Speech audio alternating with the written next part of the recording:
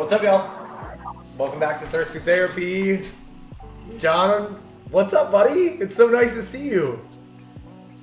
It's been a long time, and something looks different about you. Got a new set. Well, other than that, I'm not wearing a tie. I wasn't sure if that's. I don't think. Seen this atrocity you tried to put on with that. I tried to put a big, crazy, bright, I think it was a Jerry Garcia. Literally, I think it was a Jerry Garcia design tie for my father-in-law. Just a amalgamation of yellows. But Bree and my daughter shot it down, so I had to go with it. Yeah, Yeah. You didn't wear a tie on Daiquiri night. Right? I got a fruity shirt. I think that's okay. I think I had to do it. I think the shirt works. Thanks. I'm excited. We're in a new. We have a new studio, new place to film for now. Still, we still haven't decided, John, whether we're going to do a permanent home or whether we're going to float or whether maybe we'll do both. But that's going to be coming up here in another, in the next few months. We'll see how that rolls out for us. We got. You might have a rotating set. Might be different every time. Yeah, which could be really, really fun in itself, right? I think it would be awesome if you and I can get behind. I still have this dream of I've seen old Volkswagen buses where it's been done, and I know that there could be even cooler ways to do it, but where they have a mobile bar and it has a hatch top and the top lifts up like that. Because as you know, it would be hard I'd have to have a really tall cart to make this happen if we were to ever do anything mobile officially. So a rip top little bus, I think would be awesome for us to roll out in and do this live at different locations. It'd be amazing. Yeah, go on the road like Wheel of Fortune. Yeah, exactly. Coming to your town. Yeah. And we could, and then we could give away all the alcohol, so it'd be it wouldn't be like we'd be charging for it at all. Because we'd have. Oh yeah, I'm sure the government doesn't have any crackdowns on that. No. Yeah. Yeah, free alcohol. That is the number one for the OLCC. Maybe in another state though. But That's if it's true. a private party, somehow you can. That's true. Well, what we're looking at we're looking into catering and different things like that, and so private events have different rules that come to public events. You can't give out free alcohol at public events, but private events you can do different things with. So. Okay. All right. Well, I'm just making fun. That sounds great. I can't wait. We got to try some. We're gonna try some stuff. We got some things in the works. We're changing locations. We're moving around. Everybody knows we've been moving. Targ Tarts, thank you for being here. Thank you for loving the virtual new bar set. And we love that you are joining us and are at our virtual bar tonight. And able to actually see be a part of the show. You've been here every night here supporting us. Yeah. It's been fantastic having you. So we want to be able to show you up on the screen and show everybody who's joining us and kind of make it even more virtual and fun and bring this community together. Yeah, John. Thanks for all your hard work. Yeah, holy crap, John. Do you want it? You deserve to walk everybody through all the things that you've updated digitally, because they can see all the things we've that are updated for us physically, but tell everybody about what you've done. Well, the big thing is a little marketing, a little promotion in the upper right, and a little bit of user interaction. So of course we've got our brand in the upper right, so you don't forget which channel you're watching, whether it's live here on Twitch or a replay later on. But more importantly is we'll show who's sitting at our virtual bar as the night goes on. So as people come in, we'll throw their avatars in the upper right. Or upper left, depending. And as we get even better at being able to track your tips, which we haven't been really, really great with, even though you've been fantastic about honoring us with them. We're working on getting better at being able to monitor those during the show. Bree is working her butt off to try and help us make all these things happen and put them all together while we're live. But we want to be able to thank you on the spot for all the things that you've done for us in the past and as they happen. So in the meantime, thank you for now, for showing up and being here with us, and thank you even more for, wanting to honor John and I with a little bit of money that we can reinfuse back into the show and make it even better for everybody to enjoy. That's what John's been doing, and it's been, wow, well worth it, sir. Thank you so much. It looks awesome. Sure. So, Yeah. Bill, you want to talk to us about what that is too? Oh, yeah. Yeah, Mike. Yeah, that was my next question. Right? Yeah. Like, So I got rich. What you doing, buddy? I got rich simple. So again, I had to bust out some glassware that has been packed in boxes up until literally moments ago. Forgot to make some rich syrup that we're gonna need for some of our daiquiris coming up here, John. And because I made it so far ahead of time, or so late in the game, I wanted to try and chill it down a little bit as fast as I could get it. So I'm doing a quick hack. You don't always have to do this, but it's easier to work with a little bit of chilled simple syrup because you are going to limit your dilution rate with the cocktails that you have. If I'm putting something hot in, it's going to make that ice melt so much faster. And it's already warm enough right now. It's almost summer for us here. And we don't want our drinks even more watered down, especially these daiquiris. I mean, John, we got a lot of strawberries here, right? Do you got your blender out full of frozen strawberries for your strawberry daiquiris? And we got our Don Q Crystal rum here. Is that what we're doing tonight? Right? Like strawberry daiquiris. That was my first drink. Did you say something about a blended daiquiri? Because no, that's not what we're doing tonight. Now that's John educated me. That's the only daiquiri Bree knew about was the Bacardi blenders. Do you remember Bacardi blenders, John? Are you old enough to know about Bacardi blenders?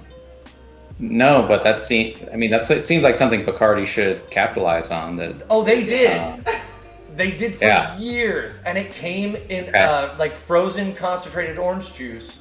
You got frozen strawberries with lime and citric acid added to them. And you put it in your blender with maybe 6 ounces of rum for this whole can. So it wasn't getting anybody. My grandma and my aunts loved this shit. I remember because it was my first drink to sneak away and sip, and they were like, "Oh, look at him, there he goes!" And knowing that it wasn't, it was Kool-Aid and strawberry juice more than anything else.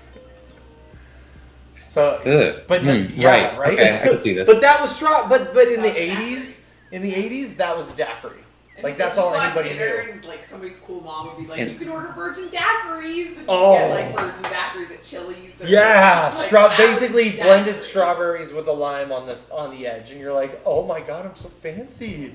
So that's the 1980s through through to today. Daiquiris are largely thought of as this blended big gulp monstrosity. Can I tell? So that's the 1980s through today. Can I tell you about the turn of the century, then around 1900? Please. That's what. Just real quick.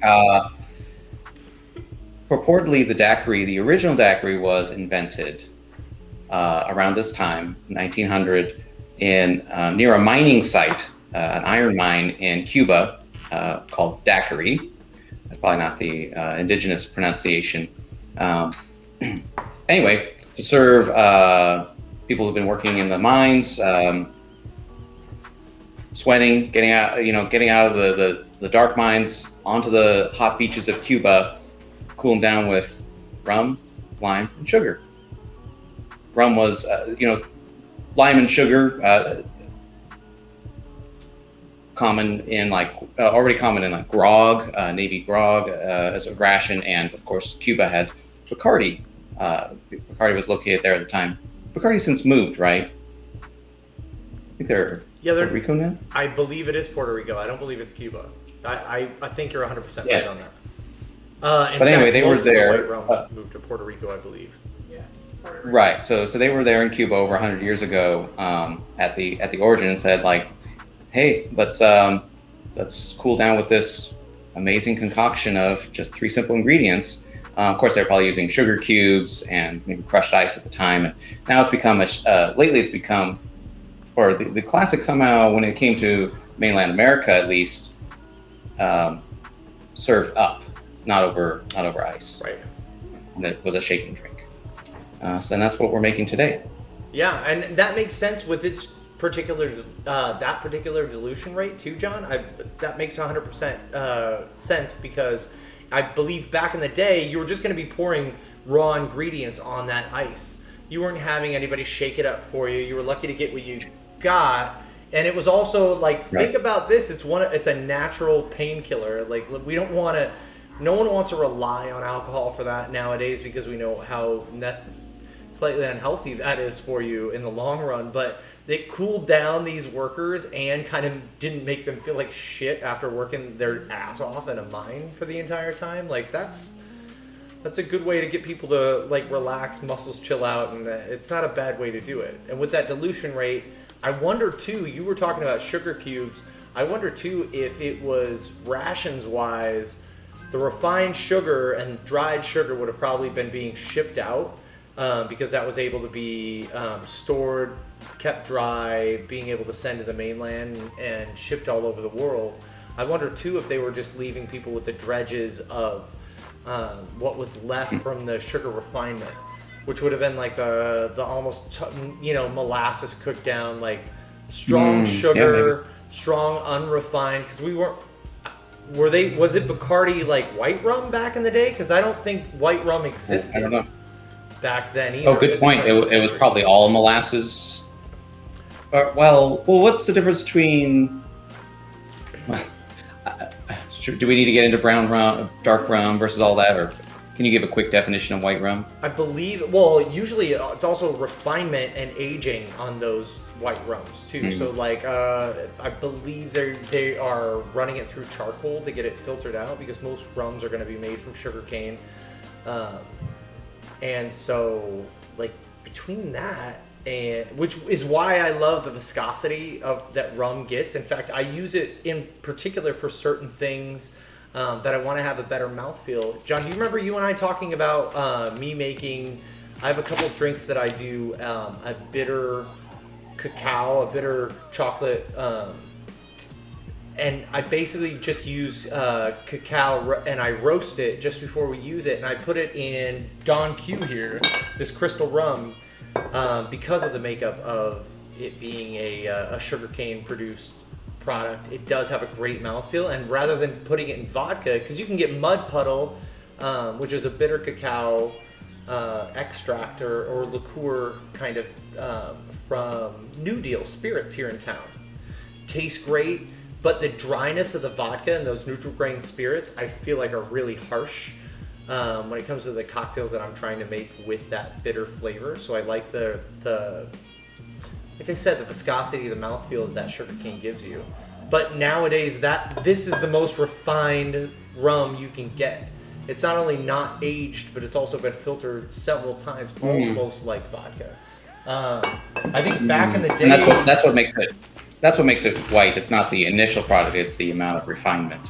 I believe it's both, because the initial product is using sugarcane juice, or not sugarcane juice. It's using sugarcane and the extract of sugar from it. But if you cook that down further and also add, like if you're looking at Jamaican rum and some of the other rums that we've talked about, you're also adding like fermented bog pits, and they are fermenting things like Don Q crystal rum in steel fermentation batches. They're using they are using different kind of distilling methods, not just fermenting methods. Does that make sense? Okay. And which is why you have the dark color, and then some of them end up doing, like you have this OFTD overproof, and I believe that part of this comes from that bog that they end up using some of the flavor from. I could be wrong, but I feel like some of it comes from the aging of it in the barrels itself. Because storing it, adding that richness, it's a very similar process to making bourbon, right? Where you have like, what do they call it? White Dog, where it's basically moonshine at that point. Really, really high proof alcohol. that has to be part corn and part anything else, but mainly corn. And then they're getting all the flavor from these charred oak barrels. I believe that the darker rums have to have that added into them, along with, like we talked about, the bog, those pit bogs that they add, like some of that flavor from. They say that's where all the funkiness comes from in these different rums. Sorry, I just realized I need to move this around with the wine. So a lot more variety, you know, depending on the island you're on, also depending on the century you're in. So options were probably limited. Who knows if there was a white rum Bacardi in 1902 when this drink was purportedly first served in Cuba. And I still feel like Bacardi was that gold. Do you know Bacardi Gold? I feel like that was the original Bacardi. I could go wrong. That makes sense. I died off on my confidence on that. I won't lie. That makes sense. Okay. Today we're using a blend, but it's a white rum, right? It ends up white. Mm-hmm. It does. Just like Magdalena's a white rum too. That's made Guatemala produced sugarcane, and then they make the rum, and then they bring it up here to Portland and age it. That one's done by House Spirits. But Casa Magdalena, that one's a white, and look how yellow it is. Or another white rum, just like the one we're talking about using tonight, which is Plantation 3-Star. Plantation 3-Star. At least with the 3-star, the 3 different types of rum, I appreciate the flavors that we're going to be getting. They're still a little more refined with this 3-star, but you get a little funk, you get a little tang on this one, right? As opposed to any single rum that we'd be using, like the Magdalena or the Don Q. You're starting to get at, though, why I love this cocktail, why the daiquiris my anytime cocktails. It's so versatile. If you change up the rums or use multiple rums, blend them, it drastically changes the drink. Right. Or let's talk about Noah using something that is also produced with sugar cane, but a different form of refined sugar cane. Singani was a sugar cane. It is a oh shit, I'm of course gonna forget the name right now.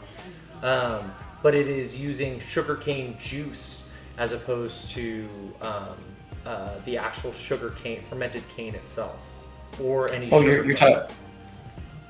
Are you talking about that blended daiquiri he made for me? Not ice blended, but the blend of rums. Right. He was using cachaça. Cachaça, yeah. Well, he was using Singani. Oh no, you're right. I'm sorry. He wasn't using Singani. It was an aged Novofogo cachaça, which is again and Smith and Cross rum. And so two different sugarcane spirits, and what a great combo. But right, experiment at home with your blending. We're gonna stick with the pre-bottled blends here. Keep it simple. Stuff you can get in your local liquor store pretty easy. Right. And not go buy 10 bottles of rum. And this is the first time that John and I are sticking, like, let's be honest, you and I have done a lot of blends from up till now, especially because we've had so many different rums to begin with. And then techniques too. We talked about different aging processes, but like, look at just that Solera rum. I love that one.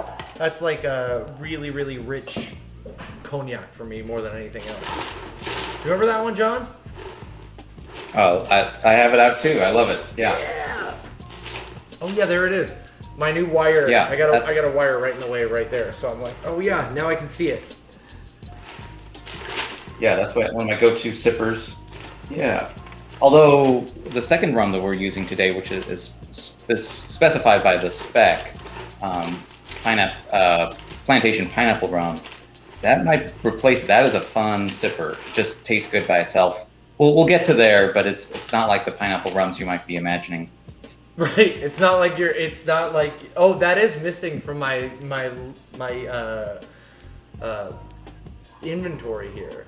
I don't have a coconut rum.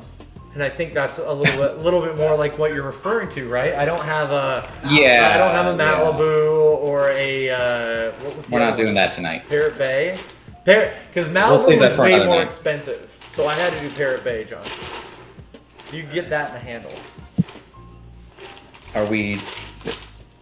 Is that another theme night? coconut rum night or Four drinks, very sad. Where we four drinks. all the drinks we made when we were like, oh hey, you know, I really like alcohol. This 7-Up and Bacardi, I know how to drink. College night. We could do that. We could do a surfer on acid shot. That was my favorite. That was actually coconut rum. I won't lie. Okay. Well, We might have to do that. for now, let's class it up. I've Let's do promised it right. this not Fat Tuesday big gulp bong. Let's make a classic stateside daiquiri. Do it. I'm excited. Sorry that I Ready, sorry Billy? Sorry that I walked off. I just realized I had everything else ready except that pour spout. Heyo. All right, now I'm ready. Let's get started. All right, so we're gonna start with our classic daiquiri. John, do you want to cite where this particular version came from, where these specs came from? Oh, I think I've been using the Educated Barfly specs. He does a great job. I just memorized these from him. Check out his channel on YouTube years ago. But then I've also seen in a bunch of books version that has slightly less lime and slightly less syrup, like a 1/4 ounce less of each. Yeah, Depends on what you feel. it does. But we're using some nice bold rums tonight, so I think that also has to help you take cue on how you decide how you're building your daiquiri, right? I think if we were using one of those Don Q or Casa Magdalena, John, I think maybe bumping down the lime and the syrup is a really smart idea, because they're not battling for anything, so that lime and sweetness can be overpowering at that point because they're so simple as far as the flavors go. They're uncomplicated. Is that a nice way of putting it? They're real chill. Right. Yeah. But this, with the 3 different kinds of rum in it, you get a lot more boldness. Lori Anderson in the Yeah. house. What's up, Loriander? It's nice Welcome to see back, you. Loriander. Sorry, we've been on break for a while. Good to have you back. It's great to have you back, especially for our first night back. Thank you. John and I were like, hey, maybe nobody's gonna make it to see us tonight, but we at least have to go back. We got to start getting our sea legs back on us, so we can take y'all on these fun daiquiri journeys. All right, John, let's get started. So we're gonna do. I gotta grab my shakers. I got this whole new setup. I think we should be good. Oh, you know what? One thing I did forget, John. I'm gonna have to have Bree sneak out and try and find me a yellow capped Angostura, because I'm gonna need that coming up. It is in one of those bottles, right? One of those boxes right in there, and it is. Wait, I'm sorry. Hold on right now. What do you want? There's so much happening. No, one of the bottles in this room.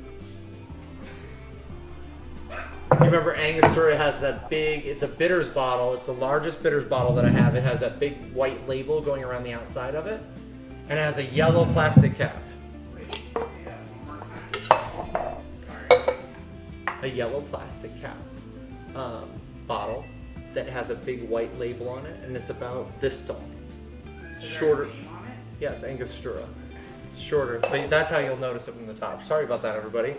Again, I told you, barely prepared for this. Ready or not, we're getting started.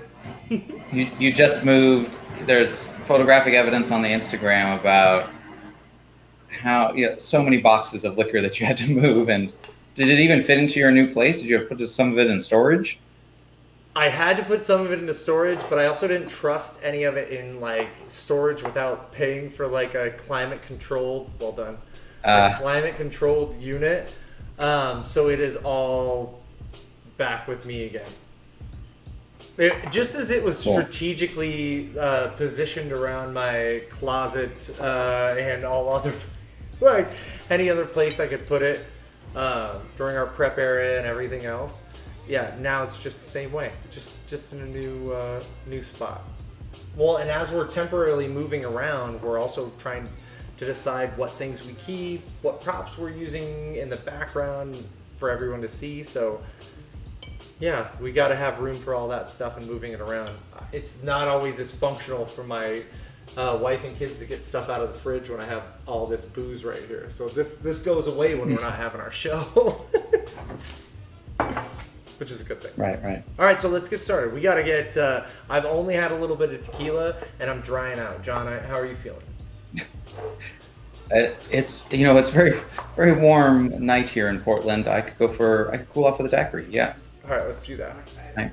So as we always do, we want to start with our cheapest ingredient first so that we're not wasting too much. Let's start with our simple syrup. We're going to do 3/4 of an ounce today. And if you're using your jigger with everything that's on it, make sure you're holding it nice and tight and steady. And you're going to go right up to the line. You don't have to hit a meniscus when it comes to this. Although if you notice, if you're crazy like me and you notice, there is a little meniscus when they end up doing that. And then it'll go over that line just by a hot second. Did you see Loriander talking about Demerara? No, I prefer Dem. It's funny for daiquiris. You're right. Loriander, John and I had that very same conversation about it. Normally we have gone back and forth. John, are you using a direct simple syrup, like an exact simple syrup? Or rich syrup? I'm using a 2-to-1 simple syrup. Okay. With refined sugar? Yeah. So I'm doing a organic, is it unrefined? But I'm using, not Demerara, I'm using turbinado sugar for my base. So it's going to give it a little more carameliness. But that was the refined sugar that I had. Outside of that, Demerara is nice, which is using sugarcane molasses. Like we've talked about, all the different types of sugar, the way sugarcane is produced. And then dried out. So it's really caramely and rich, and it makes fantastic daiquiris. But tonight we decided to do it cleaner. I agree. Yeah, so, right. We're doing the purest definition of a daiquiri, but in my preferred variation, I'm using a different rum and probably Demerara. Right.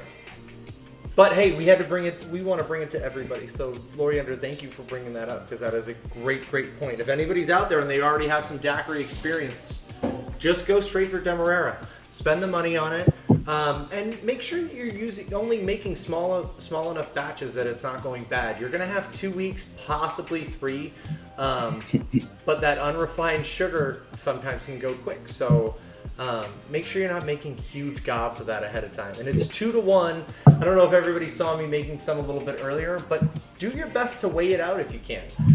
It's the easiest way that you can get the most refined amount. 1 cup of sugar is obviously not equal to 1 cup of water when you're just doing a full measurement like that. And make sure you're using as hot of water as you can because you need some heat to get a proper dilution rate on that sugar.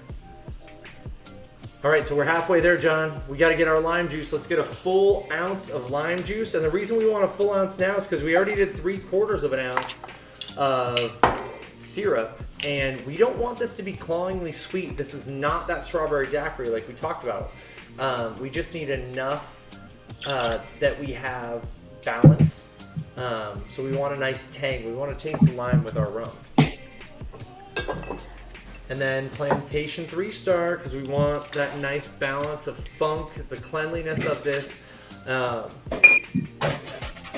Yeah, and it's got a good body to it as well. It's just, it's a little bit more than your Bacardi, like we talked about.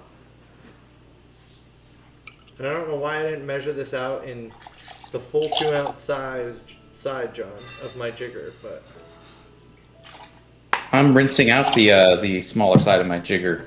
Yeah. Getting the last bits of syrup out and. That's usually the best way to do it. That's how I always try to do it at whenever I'm at a bar. Then that way we're actually getting the full amount of sugar that you intended to have in there too. especially if we're using like a super rich honey like you and I have done before. That takes a hot minute to get out of your jigger, so it's a little bit easier to do a quick couple rinses afterwards. Foursquare, run from Foursquare. Wait, I missed that. Make the most insane daiquiri. Help me out. I can recommend Covita's white rum from Foursquare. Who did? Loriander said that. Yeah, sorry. Okay. Yeah, the timer went off and I think I turned it off, and so it's Got it.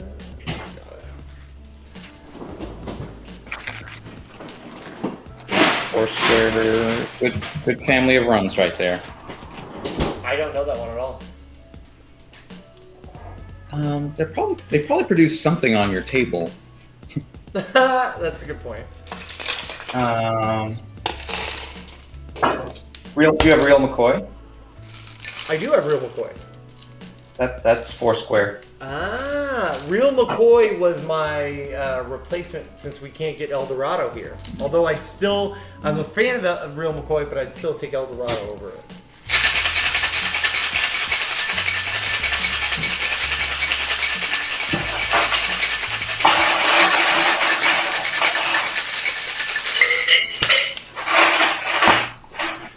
a whole lot of shaking going on. Come on over, baby.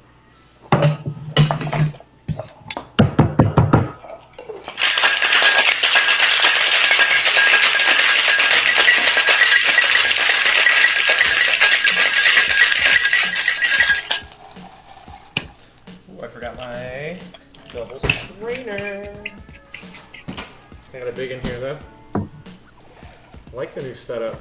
It's working out well. Look at that beauty. I'm using what could be construed as a Nick and Nora. It's a little tiny 5-ounce wine glass is what it really is. But you know, I've used it on the show before. I really like how versatile these cute little glasses are. Here, I'm gonna switch it over there while I get a garnish going.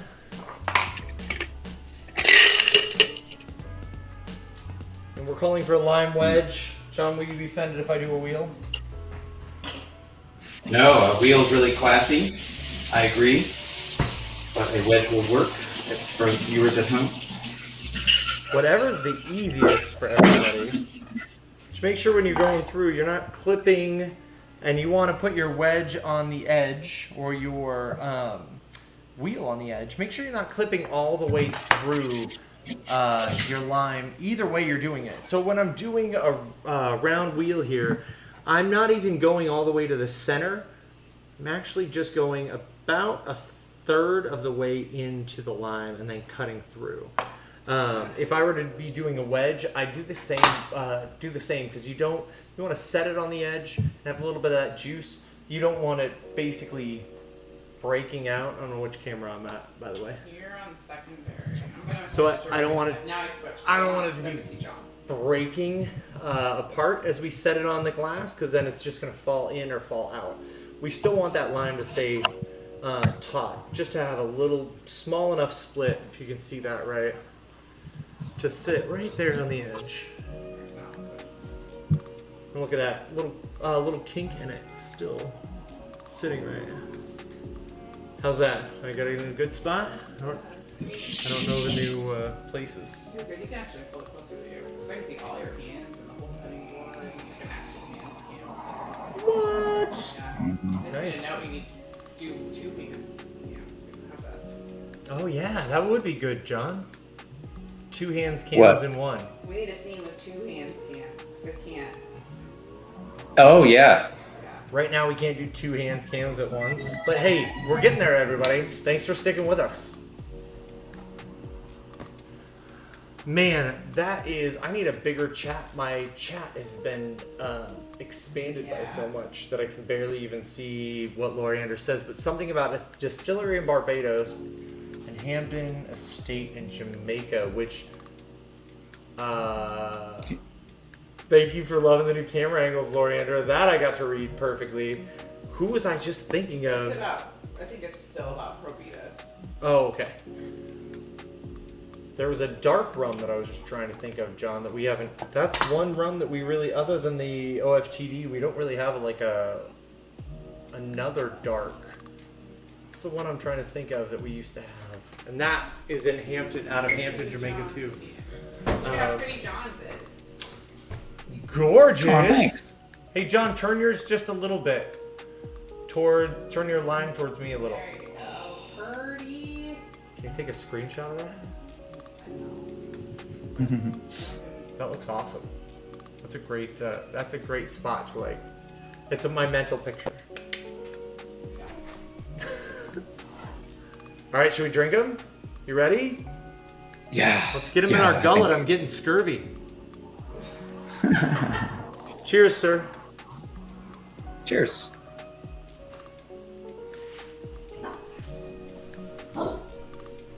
Good girl, Lila. It's okay.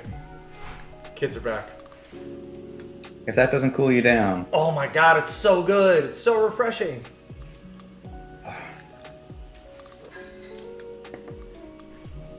You know, and that's the best part. I know it's not the driest version, John.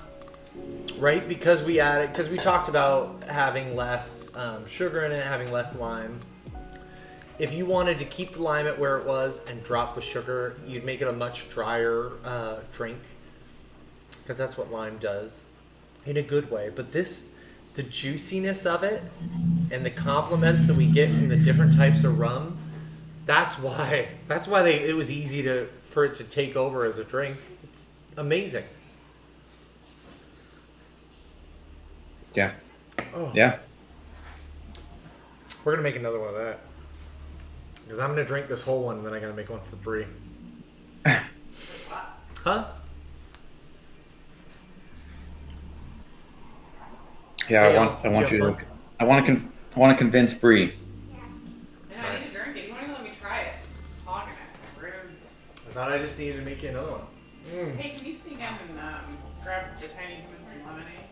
Oh yeah, for sure. Oh my gosh. This is mine. You're never getting it back. See, John? Now I'm never getting it back. Told you I should have just made. John, this is delicious. How have I never had this before? How come you never made me one before? What's your props? Yeah, what's up with that? Oriander can see the cars drive by in the street. Wait, what is that? I can see the cars drive by in the street. Wait, really? Oh, we We're can on see the it third on. floor. He can see it on the reflection through that one window. Whoa. Oh, that's scary. We're on the third floor, so I was like, wait, what? But it's like in the distance, third street. Stop telling everybody where we are. Yeah, we're on the third floor. Like, Of the Chrysler building.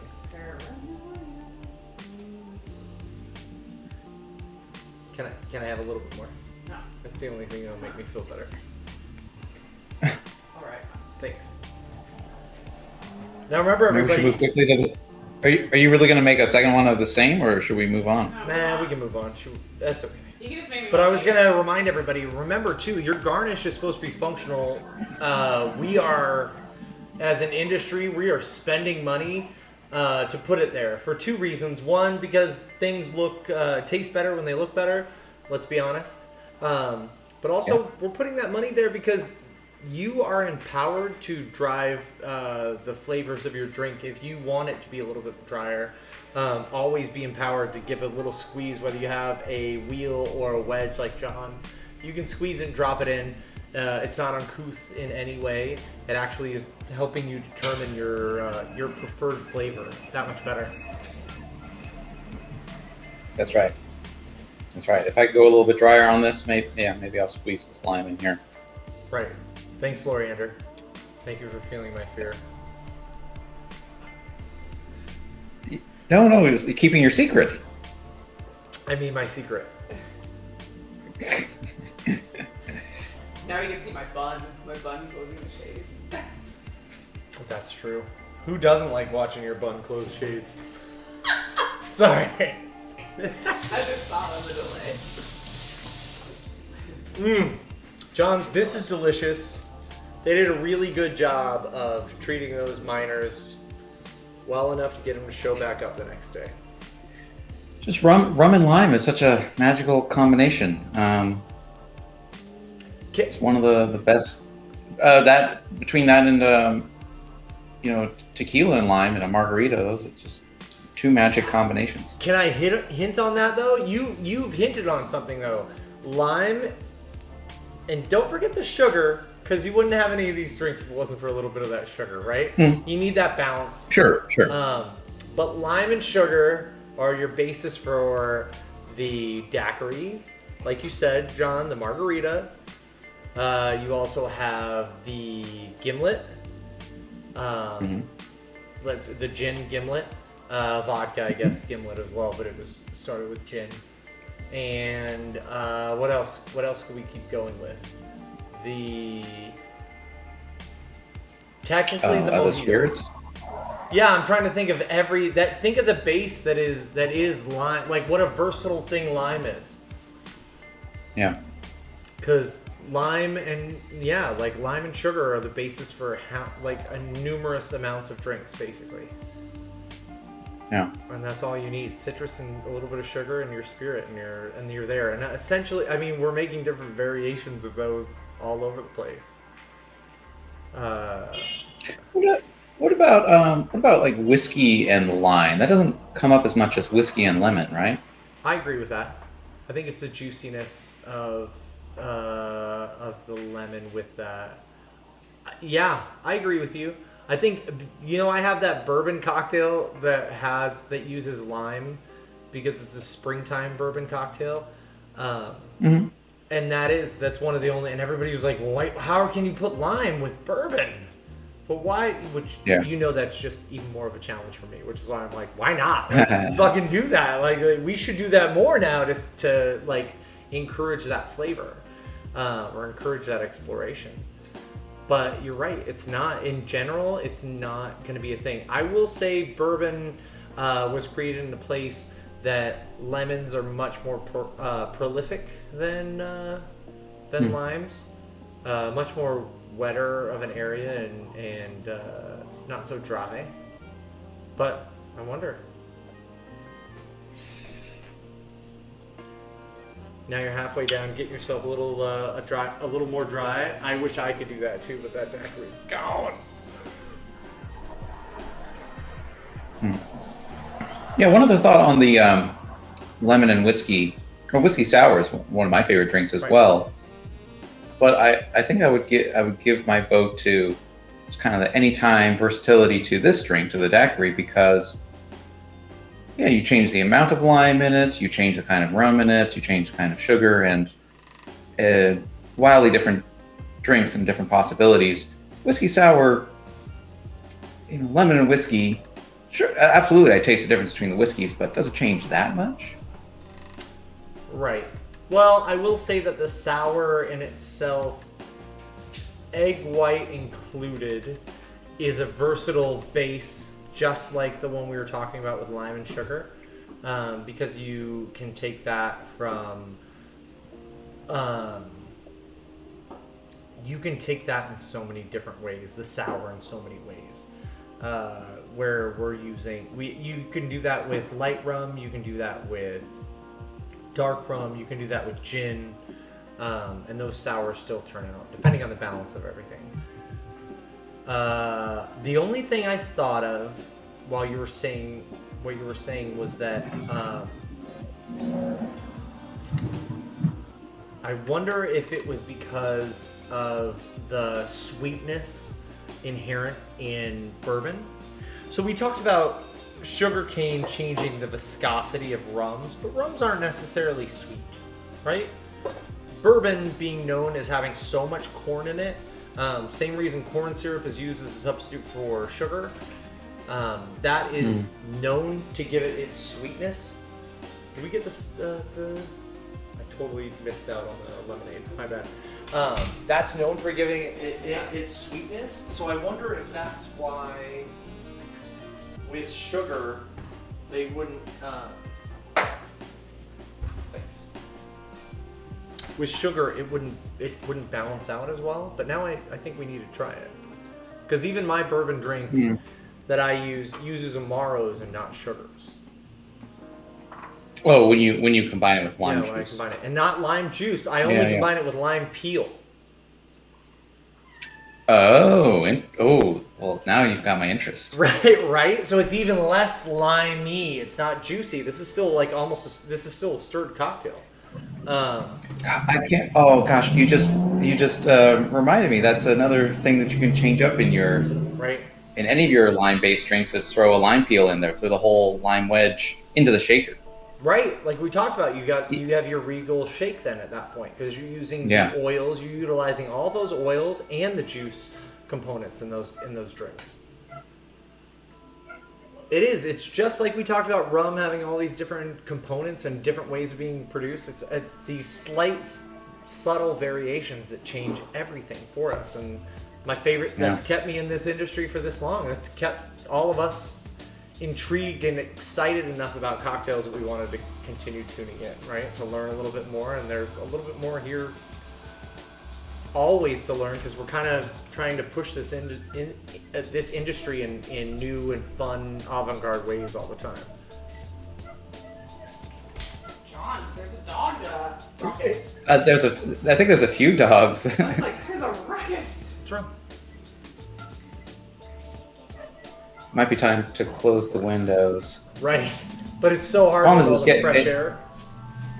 It's getting hot. It's getting really hot in this apartment. This is the hottest time of day. Yeah, usually. Here in Portland at this latitude. And then if I turn my AC on, that'll be worse than the dogs barking. My AC unit is very loud. Ours too.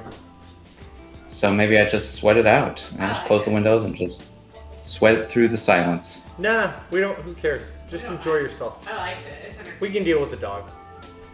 It's not that bad. Okay. Everybody. It'll be a fun story when we look back when we're in a professional recording studio in years and like remember when those dogs were barking? Oh my god! Yeah, we had 3 full shows with barking dogs in the background. And drag racers Right. and Yeah, exactly. that shit's okay. That's all right. We get through it. I forgot. Okay. I You don't don't try have. to say anything in front of John's window. Bring the box. Ooh, there you go. The say anything moment where she's standing with a boombox over her head. Well, she. Oh, yeah. You were talking about you, not. Oh yeah, I will. I didn't know unless you're John Cusack under that Well, dress. I would be. I mean, like if I were to do that. She would with an overcoat and everything. Yeah, total overcoat. I can see it. Okay. All right, make another drink. Andale. agreed. Mommy, oh. Agreed. All right, let's do it big, John. We got this Stiggins, which is even cooler. Yes, this is a spec from the Cannon bar book. Cannon's a famous cocktail bar in Seattle. Which I love that they made it through the pandemic. I kind of love everything about. I mean, I'm not kissing ass. Not everything about everything, but like I really, really like their owner. I like the things that he writes about, the journeys that they've been on as far as like creating Canon and trying to, and starting really small with less money than they planned on having. Because there's a kindred spirit within me. That knows that I'll never probably have the money that I should to continue all the things that I'm passionate about, but I'm still going to keep doing it. And it's cool to see that they've grown into something so amazing, and that even with a shit time like this, they made it through and made improvements. I mean, John, you're from Seattle. Bree and I had an amazing time at Cannon. It would be what a great, cool trip that could be for all of us to go hang out and have a few drinks at Cannon. Ooh. And take a couple quick videos that we could share with everybody about the drinks that we had. Maybe we could even come back and try and make them. Now that you found this Cannon bar book. Yeah. Oh, that book is special. It's got some pretty adventurous stuff in it. Yeah, what a great program. And they're not afraid to not be adventurous. It's what I love and what's inspiring and it's a nice kick in the ass reminder for me. And Loriander, absolutely, I'll get to that in a hot minute. But this, John, this is a nice kick ass reminder for me that like people like the weird fun stuff that we do when we're confident in doing it. And when we get like worried about trying to please naysayers, it's easy to kind of back down and bring yourself into vanilla, or even maybe a step above. Maybe you're chocolate chip, right? Just a little above vanilla. And some chocolate. you know what I mean? Like, yeah, and so like Bacon cock. You can do these things once. I've seen you. Jesus Christ. Fucking who's drying out now? But we're like a step above with chocolate chip. Thanks for that one. Sorry. Where was I? Loriander? Yeah, we're not working yet.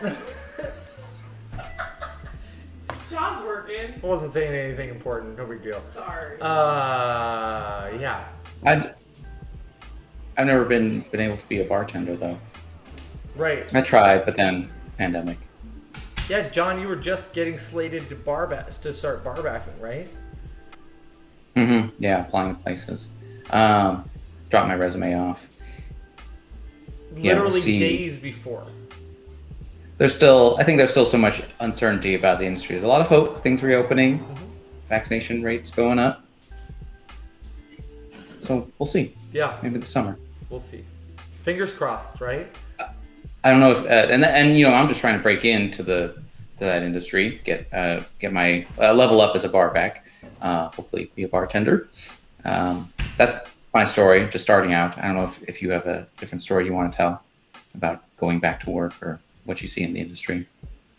Well, how about we'll start with what I see in the industry, and my favorite, which I'm gonna go buy dinner from Kim Jong Grilling tomorrow night, since we were already slated tonight for Tight Taco John. Kim Jong Grilling gets my vote for dinner tomorrow night, and we were gonna eat at home, but we're gonna go support them because the owner put out one of my favorite posts today about what's been happening as far as our industry goes, and I'm gonna paraphrase very poorly because that's what I do.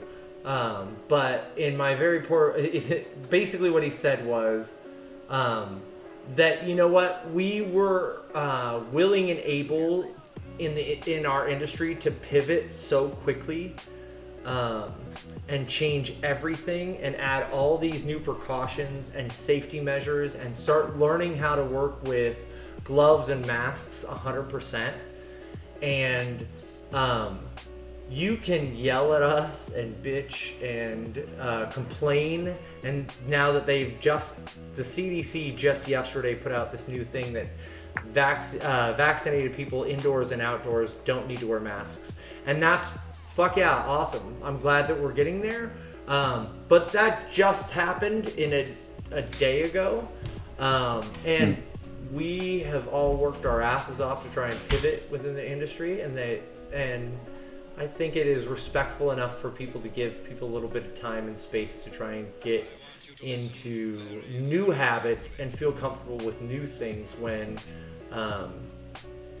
they haven't been practicing that. And so people are already fighting, everything's over with, fuck you, let us into your restaurant without having having a mask, and give us what we want.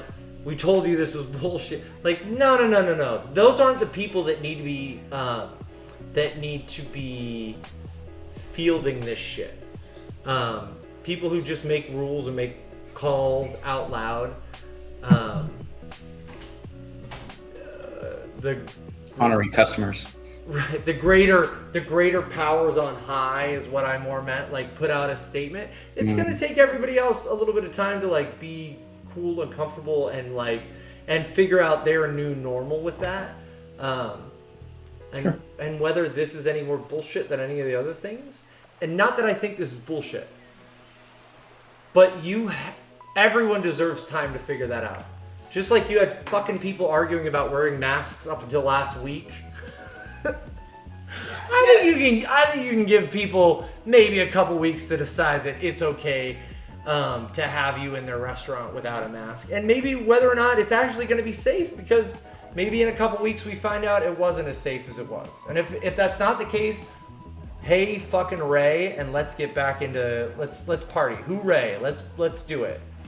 But ease up on everybody out there working to serve you, because they're not your servants, they are proud, competent, intelligent people who want to do well by their guests, especially if they've made it this far in our industry. And no, back to me now, I'm not back in a restaurant yet. I'm trying to start a few of my own things. And some of those things do end up putting me back into a restaurant, and I can't wait. But they're going to be on my terms, John. I'm not going back to 60 hours a week, 65 hours a week, and then somebody telling me I'm still not working enough because I got kids. Instead, we're going to do it different from now on. We're going to start doing what we do well on the terms that we can do them for all of our guests that are out there. And if our guests don't respect that, they don't have to. They can go eat at Carl's Jr. and they can get their big gulp whatevers. But in the meantime, we're going to do what's right, and we're going to do what's right not only for our guests and our industry, but we're going to do what's right for us. Because if anything, this has shown us that people aren't willing to really step up and do all they expect us to step up and do. So we're gonna be tarts to the shit. Thank you for your support. But we're gonna do this right. So John, you and I hope that you can get a bar back job in between now and then, but you'll have to keep 2 nights open a week at least, so that we can start being able to do some of our things. This show, this stream, and then one thing outside of this, because there's new things coming for us, and for all of us that love this industry. And have held out for it. Yeah, there's my box. I'll step down just to make a daiquiri. Love it. That was great. That was the update we needed. Yeah. Now it's daiquiri time. Standard daiquiri time. Standard daiquiri. This is not standard. It's Stiggins. Right. Let's start making it. I can tell you a little bit about the backstory, but let's get it going. All right. Well, we're gonna start with our least, like we always talked about. Let's start with our lime juice, because we're not doing we don't. Oh, there's something even less expensive in this drink. Right.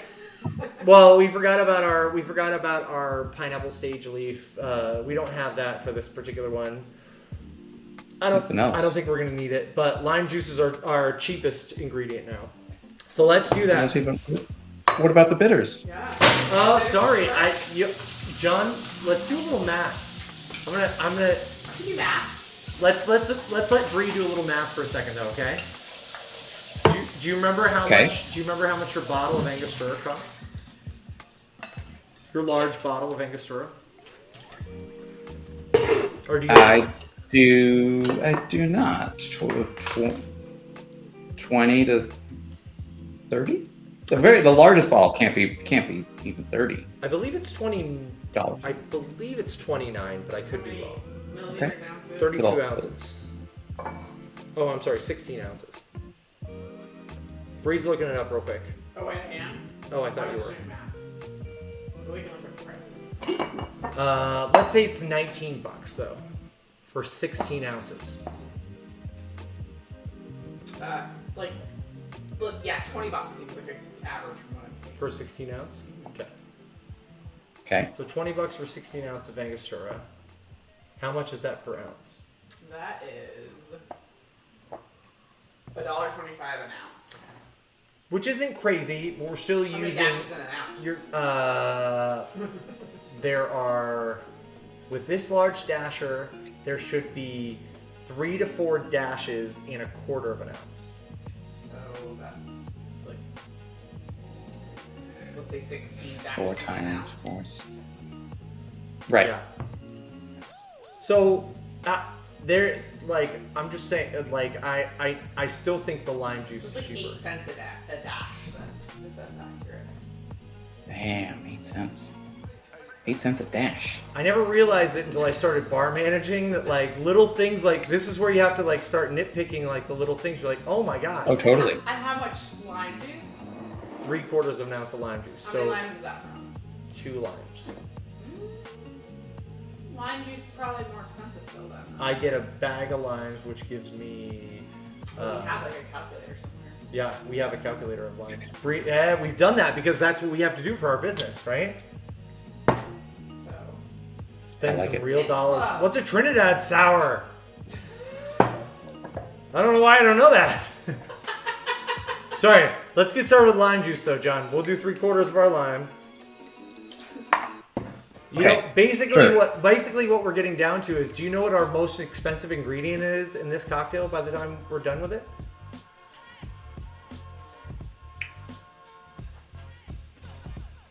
Go ahead. It's chartreuse. Wait, where'd my chartreuse go? I thought Oh, I agree. Yeah, that makes sense. It's not the spirit by it. Yeah, I do need to do better. I thought. No, it's back here. I got it. It's part of the new set. So chartreuse will be our last ingredient on that one. So now we have 2 dashes of Angostura. You already did the limes? Lime juice? 3/4. Sorry, John. I know with all my talking that was tough. That's all good. 3/4 lime. Yeah, let's get this moving. And then did you do your dashes? Now 2 dashes. 2 dashes. Look at that. I have no dash or You chill. almost dumped. You almost said a dump instead of a dash. And I have a smaller tip, so I'm going to do 4 dashes from my I smaller think so, yeah. device. All right, ready? Tip them straight up. 1, 2. And pause there, because did you see Tartar's question about subbing yellow chartreuse? No, I missed that. Oh yeah. Anything that can kind of sub for it in this drink. She has Benedictine, Saint Germain, half an ounce of each. I mean, yellow chartreuse is a pretty unique flavor, but maybe something that could And take it its might role. actually be. So here's my worry about Benedictine tart tarts. I worry about the cinnamon coming through too much. Did you already put your Angostura in? If you haven't already added Ango, then I think Benedictine could help you in a great way. Saint Germain, it's going to be a little overpowering with the with its grapey notes. I think the yellow chartreuse and bringing it down to almost 1/3 of an ounce, because you're going to want it for the sweetness. Let's see. I just got to get my... Put your nose on. How much Benedictine? 1/3 of an ounce of Benedictine, and then finish yourself up to the 1/2 ounce with the Saint Germain. Let's see if it gets you. Let's see if it gets you somewhere similar. I really worry about the Saint Germain adding too much floral. I'd actually skip the Saint Germain and just stick with the Benedictine at this point, honestly. But I'd still just go with 1/3 of an ounce. The thing about yellow chartreuse is that everybody has to remember is Benedictine is still going to be a liqueur that is made with, that has a good sugar content, but is made with a bunch of different botanicals. It is not necessarily bitter though. And so, and less botanical, more spiced, I feel like for Benedictine. Yellow chartreuse, unlike green chartreuse, is more similar as far as a flavor profile, but a little bit more on the bitter end. The yellow it's getting is a little bit of gentian in there, as well as what is the main fucking leaf What? in, they won't tell you, it's not in there. In green chartreuse and yellow chartreuse. Anyway, let's just keep going because I need more alcohol. Okay, so we're gonna do. Let's get to our rum. We're gonna do Plantation 3-Star again, right, John? No, this calls for a very specific That's right. I'm sorry. rum. Plantation pineapple. Yeah, you got that bottle. I got this fancy, beautiful bottle. Thanks to you, sir. Oh wait, I can't. I'll pop. I'll freeze. And again, it's just an elegant, refined tasting rum. It is made with pineapple rinds, but it is not overtly sweet or it is not too Malibu rum as Malibu rum is to coconut. Right. It is not pineapple flavored necessarily. It is. Right. It is enhanced with fermented pineapple. Which is, Right. if any of you have ever let your pineapple go too far, they've got the greatest flavor. Just a little bit. You're right, Loriander. Loriander said just a little bit of Ancho Reyes Verde Instead of Benedictine. I don't know. Oh, instead of Saint Germain. I love me some Ancho Reyes Verde, half ounce. That'd give you a nice. So that would take us to a nice vegetative flavor, a little bit more tropical meets Sonora, meets kind of a Mexico tropical, South American tropical. Ooh, where am I going? Oh my goodness. How could I? No, I know. You never know. I want to close all the cupboards. All right, so then we're going to go with our chartreuse. We're going a half ounce of chartreuse. Now, this is our sugar, like we talked about already. Yeah, so the difference with the last drink is this one has no single sugar ingredient. Right. Just the juice the sugar from the juice, and then this is the very expensive, very complex sweetener. But it's so fantastic. Yellow chartreuse. The rum itself doesn't have sweetness. It just has viscosity. Yeah. So what? So pineapple sage leaf, what could we do instead of that? Or what does it add? Like some herb, Yeah, so the sage is going to add some piney. Oh, sorry, John, you got this? Are you talking? What was the question? About the What we were missing by not having the pineapple sage? Oh, I mean, I really think it was just a garnish. So just a hint on the nose and just a cool look. And I'm with you. I think that the pininess, though, everybody has to keep in mind, though, that there's that tangy pininess that you're going to get off sage and even pineapple sage. That's gonna balance off of that pineapple flavor and the sweet aromatics that are already in the chartreuse. So I could see that because it's almost drying and aromatic on your olfactory glands. And remember, John, we've talked about how you can switch around lime and lemon garnish and orange garnish, and they change your perception of what the drink is in front of you. You remember? Yeah. So if you were starting with a brighter, pinier, limier, drier botanical on top, like sage, and I've done this when I have a cocktail that I do with Doug fir tips in sake, and we've done that cocktail really well. But sage, having a little bit of fresh slapped sage on top really sends the message home as far as the botanicals that are in that cocktail. It orients your mind, and it's really there. I believe that if they put that garnish there was a better reason than just because. Sure. So what I'm going to try, based on that, what I'm going to try today, John, is I'm going to try two different things, and I'm going to test them right here in my hand. One of them is going to be a little bit of fresh lemongrass that I have growing, and then the other thing is going to be a little bit of fresh sweet marjoram. They're both two spectrums of the same kind of botanical notes that we were talking about with that pineapple sage. But we'll see. Maybe we don't want either one of them in there, but it'll be a fun thing to talk about. What do you think? I'd go nuts. Okay. Sounds fun. All right, let's get. I don't have anything to try on my end really, Okay. except peels and wedges and Well, wheels. do you still have some of that grapefruit peel like we talked about? We always peel. John and I always peel our fruits before we juice them, because why let any of those peels go to waste?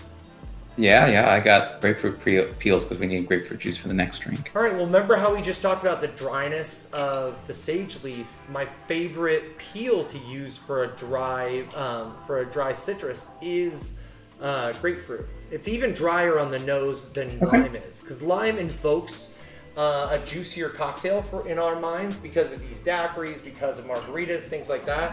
Whereas grapefruit is really, really, it's almost clawingly dry to our noses, even though the flavor isn't. Does that sound good? Okay. Yeah. Are you and the party over there ready to go? I just ready. had a jeez. The dog stop. Hey, yeah. That dog joined the stream. It knows. It was like, oh my god, I was missing it this whole time.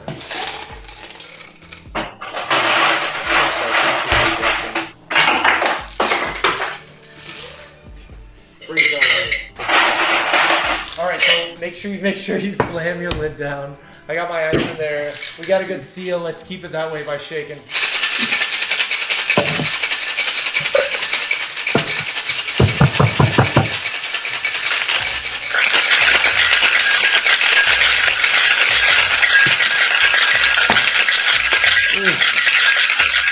Remember, everybody will know it's ready because your ice is literally forming on the outside of your shaker. So you know you're chilled when you hit that point. I'm going to use this other fun one. I've had a couple good shots with this glass. I'm digging some of this new glassware that we got. I'm glad we found it.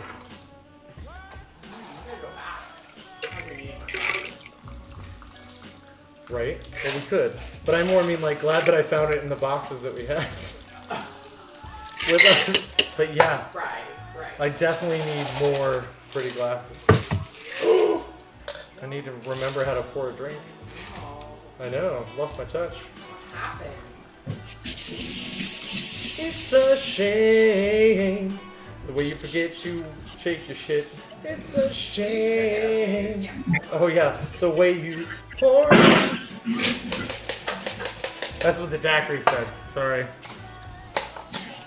you an intuit for the daiquiri? I am. I speak through daiquiri. You got somebody who's a plant into it. I would be a daiquiri.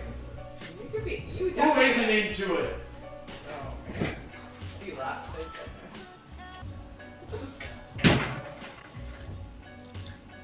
God, that drink looks amazing. Okay. Oh, thanks. Let's see. So they left the building.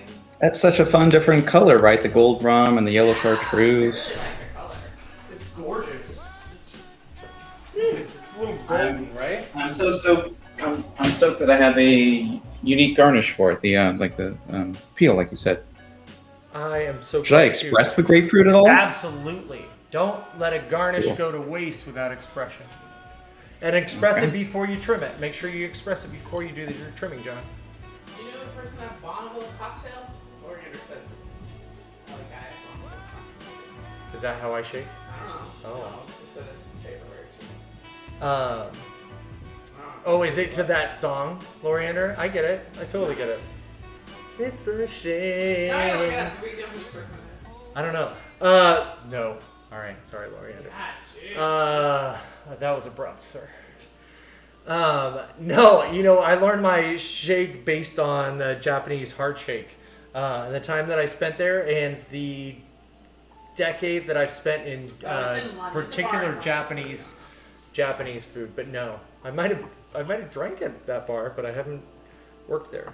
All right, so John, while you're doing that, I'm gonna test out these different friends from my porch, and one of them is lemongrass. And you know what? I brought in a little bit of mint as well, peppermint, because maybe that's the winner.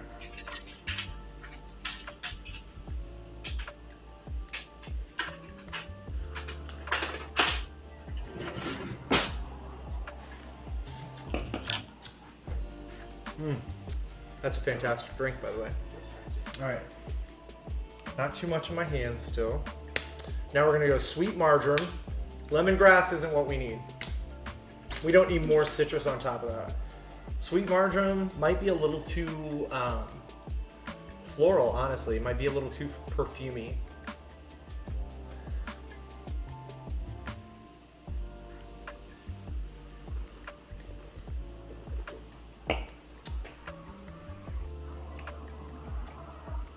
Man, I can really, I appreciate where the sage might have led us to.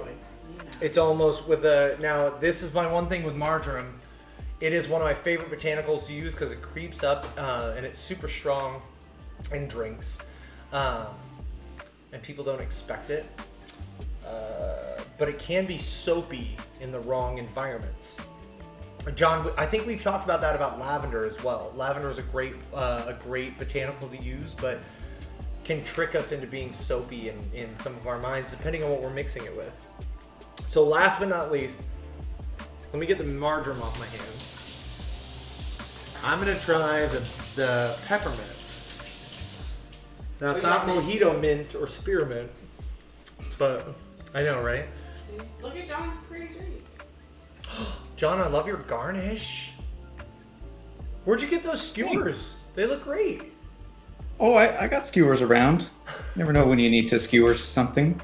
I got skewers for days. Seriously, they come in a pack of 10. You got 10 skewers, man. We gotta do. Hey, let's start buying separate packs and sharing them then. That just seems crazy. Okay. How many 10 people parties are you having? Right. I do not go through them very fast. Yeah, me neither. Okay, and I'm doing a little bit of mint, which is disappointing because it's been moved in a pot. Oh, terrible. No. Just don't do anything. Yeah, nothing You at all. should do I might as well have done kale on top. Dude, Really? Do grapefruit like John. All right, I'm gonna try grapefruit like John.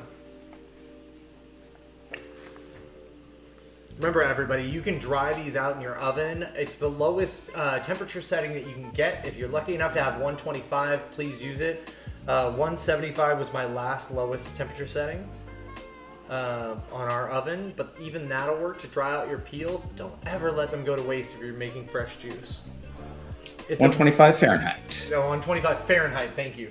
Then that way you can even add them into things you're cooking with from that point on. If you ever wanted to just make a quick infusion into like vodka or rum. Man, I just did it the other day with mandarin oranges too, because I'm a big fan of the peels of mandarins. In fact, I like the way the peels taste better than I do the fruit itself, the flesh.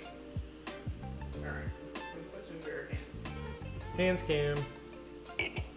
So settling on the same thing as me? I had to. I don't know if you heard my woeful disappointment, but it didn't work out at all. Grapefruit is the way. It is for now. Grapefruit peel. Right? Okay. Cannon, thank you for letting us experiment. Thank you, Cam. Cheers. Ooh. Oh wow. That grapefruit peel really did change so much of that flavor. This is already a much drier drink than the Right. previous one. Again, no sugar ingredient, no overt sweetener. Right. Refined sugar. Wow. But- Sweetener. I like that. But I think that grapefruit peel does make it interesting. I made this on my own a little bit ago. I didn't have the right garnish either. I probably just used a lime wheel. This dries it out even more. This is fun. This is like, if you're gonna make this a distinct daiquiri, I'd say go all in on drying it out and yeah. I really appreciate But, that. or yeah, exactly. Or add pine, as in the original recipe. I'm sure that would work to make it distinct. Dude, I'm an idiot. You just What said happened? it. I hit on that flavor profile about 4 times. What I have right here. What is it? Fresh dug fir tips. Because you know that's not how I roll. I keep this shit Of course around. you do. It's one of the way of food. Of course you do. Right? Too bad for the kids. Sorry, no room for your carrots. I gotta have some dug fir tips. Daddy's got some experiments to make. But I wonder. Even with the grapefruit? Nah, it's a great. Well, yeah, because grapefruit's the oil's already in there. But it's so dry, like John said. Although my favorite part about how dry it is, John, and something that we think about in the industry when we're making it to pair with food, is like the dryness makes me either want to do one of two things: take another quick sip, or it makes me want to eat something right then. It's almost unsettling. Holy shit, John! I love how you just kick kickstart my brain sometimes when we're talking. Yeah. Happy to do so. So, That's why the sage would do it. Yeah, here. Let's do Bree can this is Bree can that's be our- that's the way. Yeah. Oh, it went in. That's okay. Leave it. Just sip around it. Let's see if she'll describe the difference. If she gets any.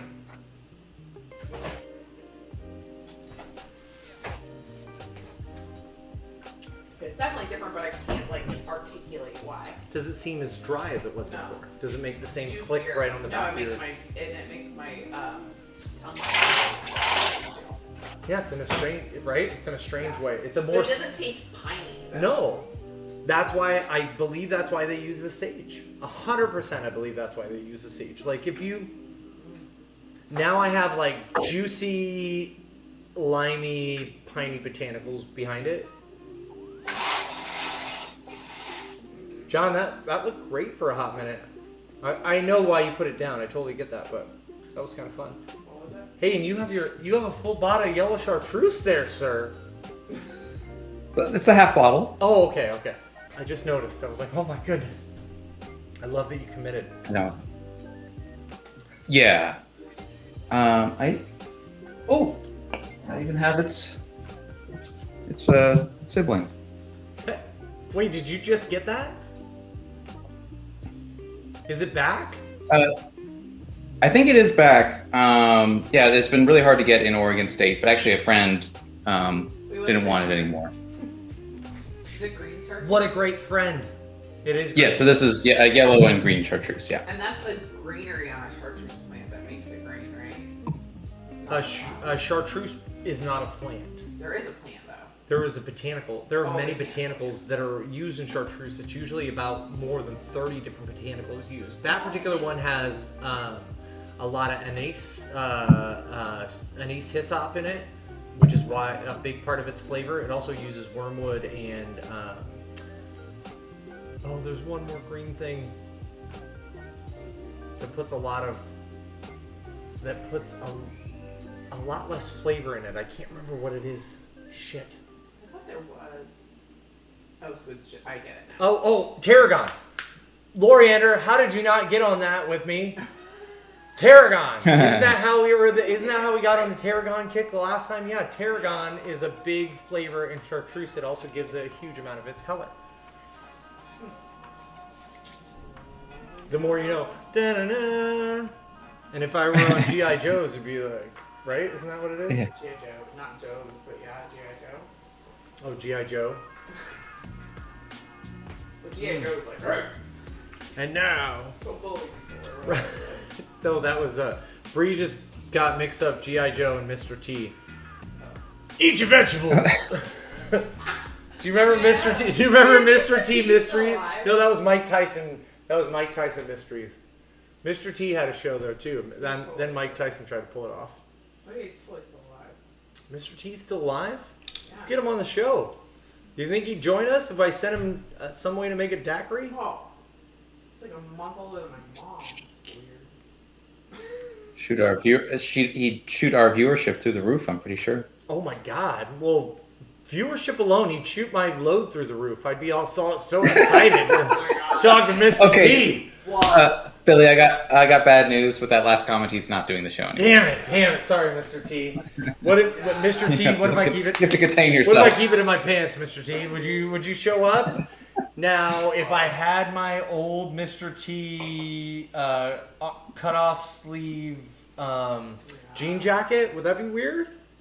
Would you show up for the show still? I think it's like this high now. yeah. You had the vest. No, not really. I I know. was gonna Who say, would have bought like- me the vest? I was Are you gonna say, fucking I'm like, kidding? did you steal from someone? I was lucky enough to be walking by the stage that was where they were filming Walk Like an Egyptian. So I got the lead singer's hat when I was younger. Really? But that's about the only cool. Really? That's a real thing. story? How have I never heard that before? Because it was a terrible hat. Everybody just made fun of me. You remember the Vans logo? John, you remember the particular Vans, like checkerboard, black and white? Like baby shoes, right? Yeah, I think it was their signature pattern. I was lucky enough to have a canvas hat with that pattern, but it was back in the day where canvas hats were like almost military style, and then they had two big flaps that came down, Protect your neck from the sun. one on each side with a split in the middle.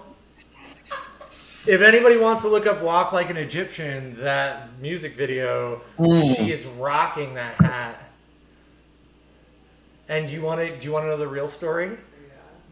This little sea urchin used to play in the canals when they would drain them Everyone in the in city, Arizona did. right in the mud boggy canals when they would drain them. And I found that fucking hat in the canal, and I rehabbed it, and I thought I was the coolest until I was picked on incessantly for it. But I was like, but I saw it on MTV. This shit's supposed to be cool. I finally got a cool kid thing. Right? I finally got a cool kid thing. Still, what the fuck? Yeah, Nothing. nothing.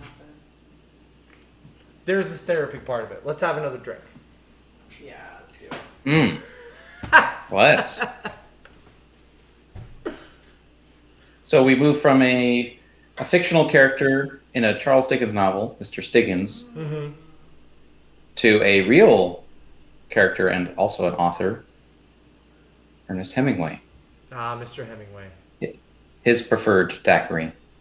Now, Again, no sugar ingredient. Right. Now talk about that a little bit more specifically, John, because why didn't he want sugar ingredients? This became associated with him because I think his parents were diabetic or pre-diabetic, and he just wanted to stay away from sugar. Right. But he liked to drink, so what do you do? Nobody told him that all booze is refined sugar either. Poor guy.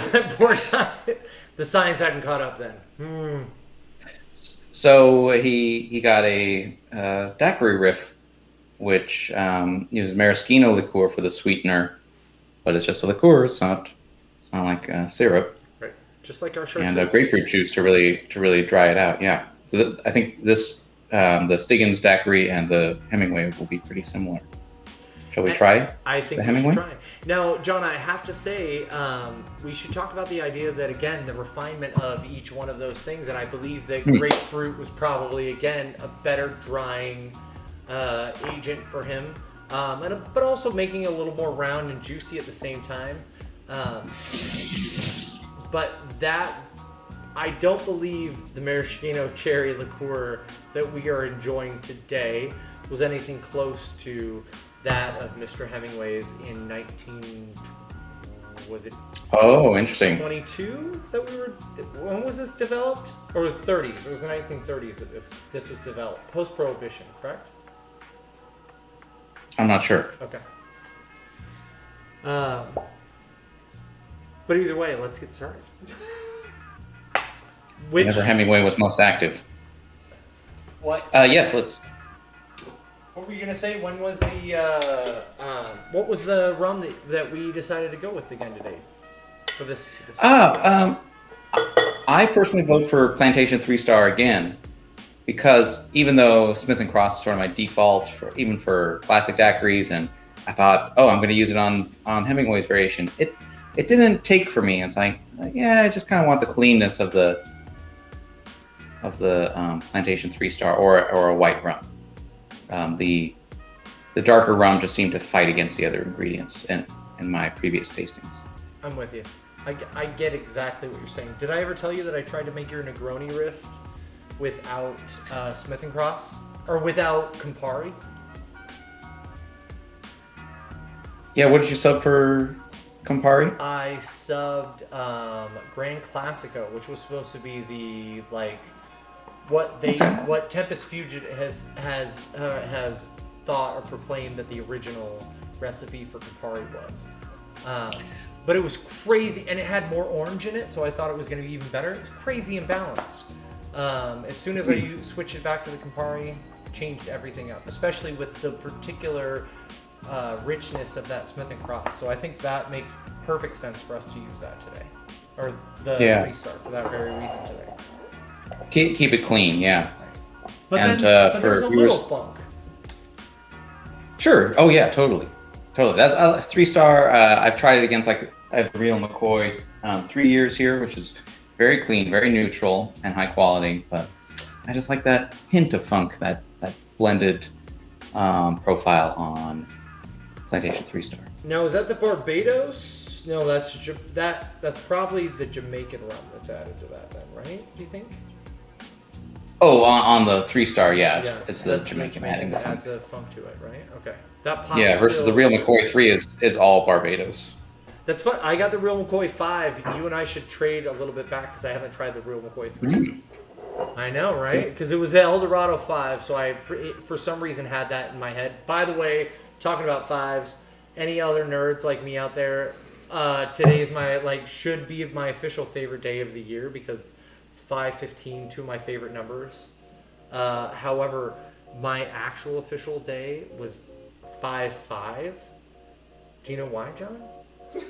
What do you mean official days? My official favorite day is 5/5, which is May 5th.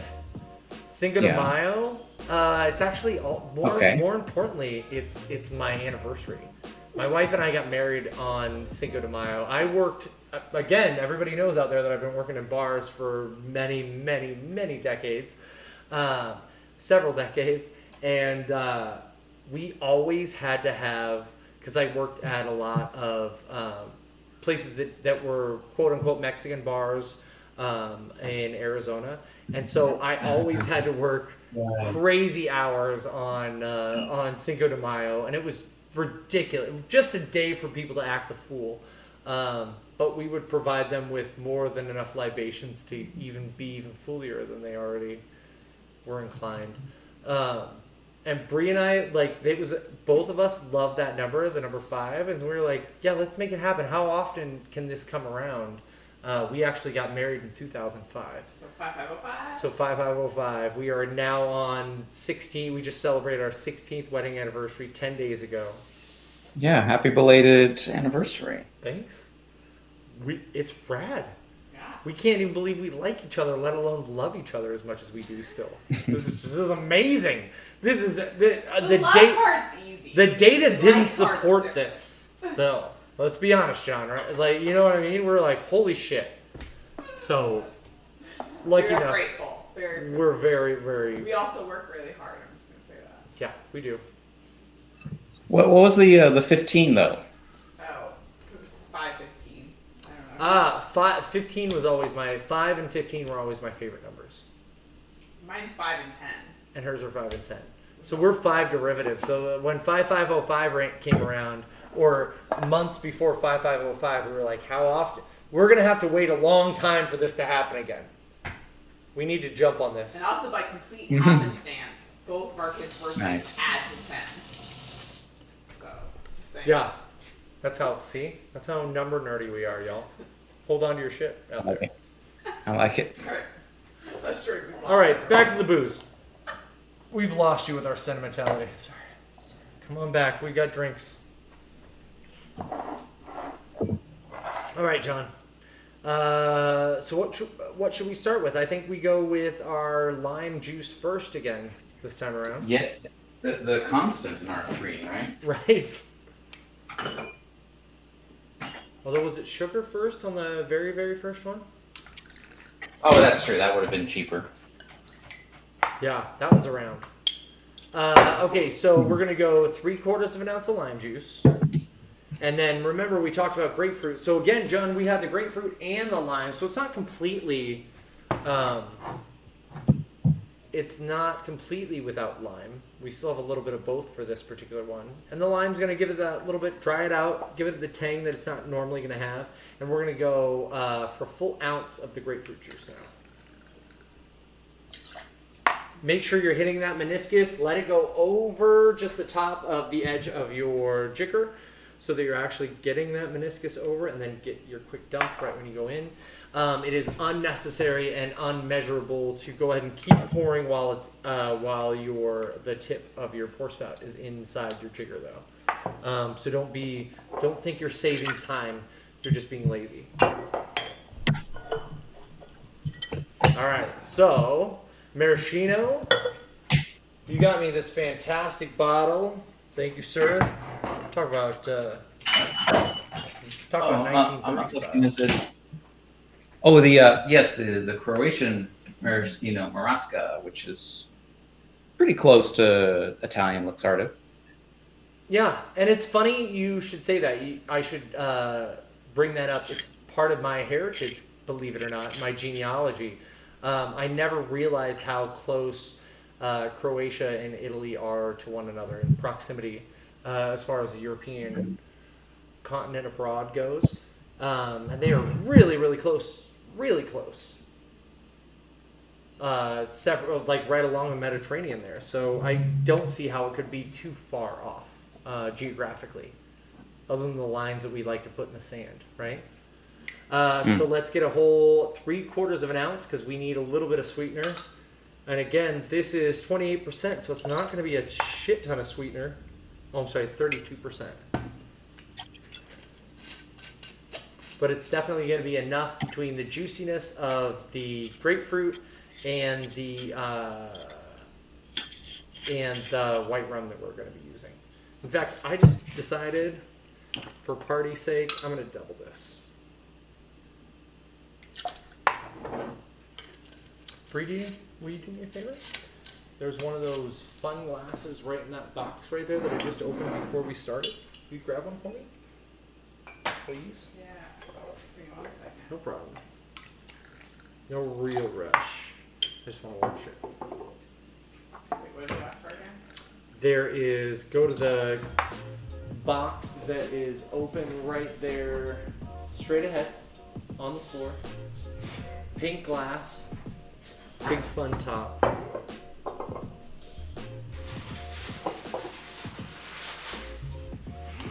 Perfect. Bring it on over. All right, John. 1.5 ounces of our white rum.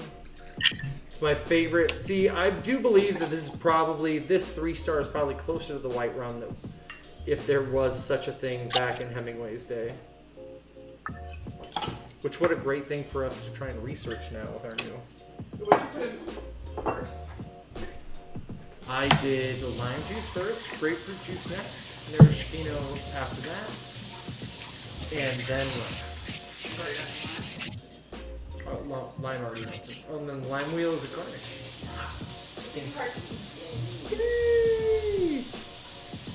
You use the lime wheel on the first drink, so you could you'd use whatever garnish. If you want to switch up the garnish on this one, I'm okay. Okay. What are you gonna do? Up to Wheel you. or wedge?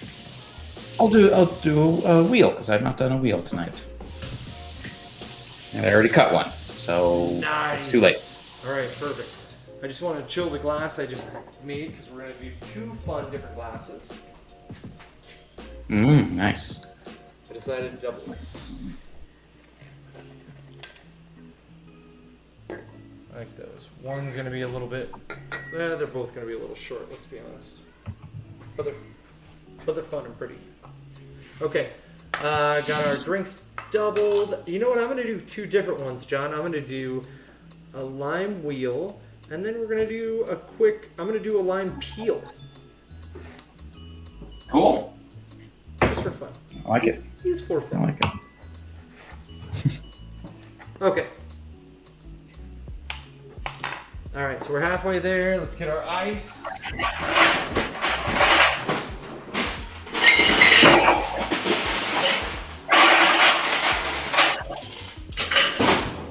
John, I love that you mentioned how much we're using lime and sugar and the sweeteners because we're not too far off equatorially from the food that we're going to be doing here in another,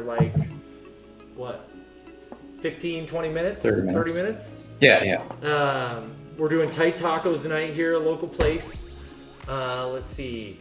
Mark took it over. Mark and oh my gosh, Anna Marie are the owners. Reggie and his wife were also a part of it when I first started working with these folks. Fantastic folks making fantastic food here in town. They also, John, these fellas came over from Hawaii and started this place, Tight Taco, 5 years ago? Probably. Just about 5 or 6 years ago. I was lucky enough to work with them 5 years ago. Yeah, I was lucky enough to work with them when they were just getting started. And now they have 2 locations here in Portland and 1 in Maui. So I'm excited to eat their food because they're doing it right. And then we're gonna go to Maui. And they're great folks. And yeah, then we need to go to Maui and visit all down there. Let's go.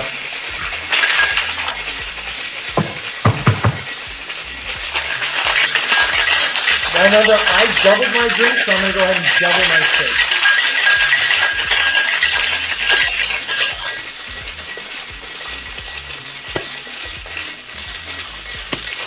And again, you'll feel it on the edges. You'll know when it's right, when you're there. Hand starts getting frozen, you start getting ice buildup. You've done the work.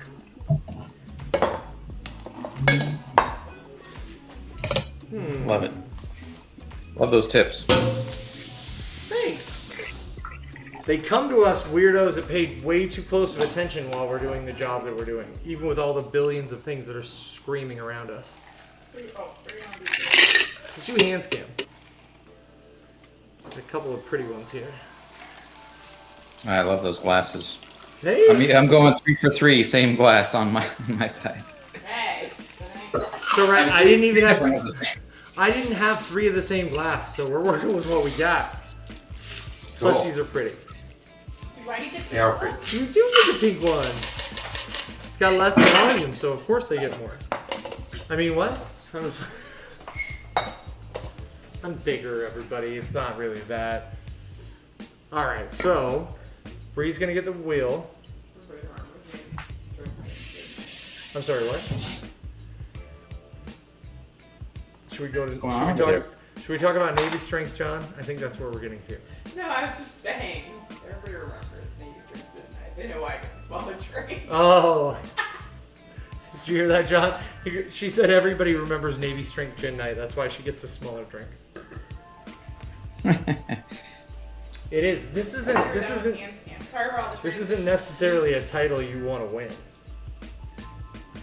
Oh, that you got the full wheel on there. That's awesome. I just did a half wheel. Oh, cute. Yours is cleaner though. I need to, like, No, I like that full wheel is decadent.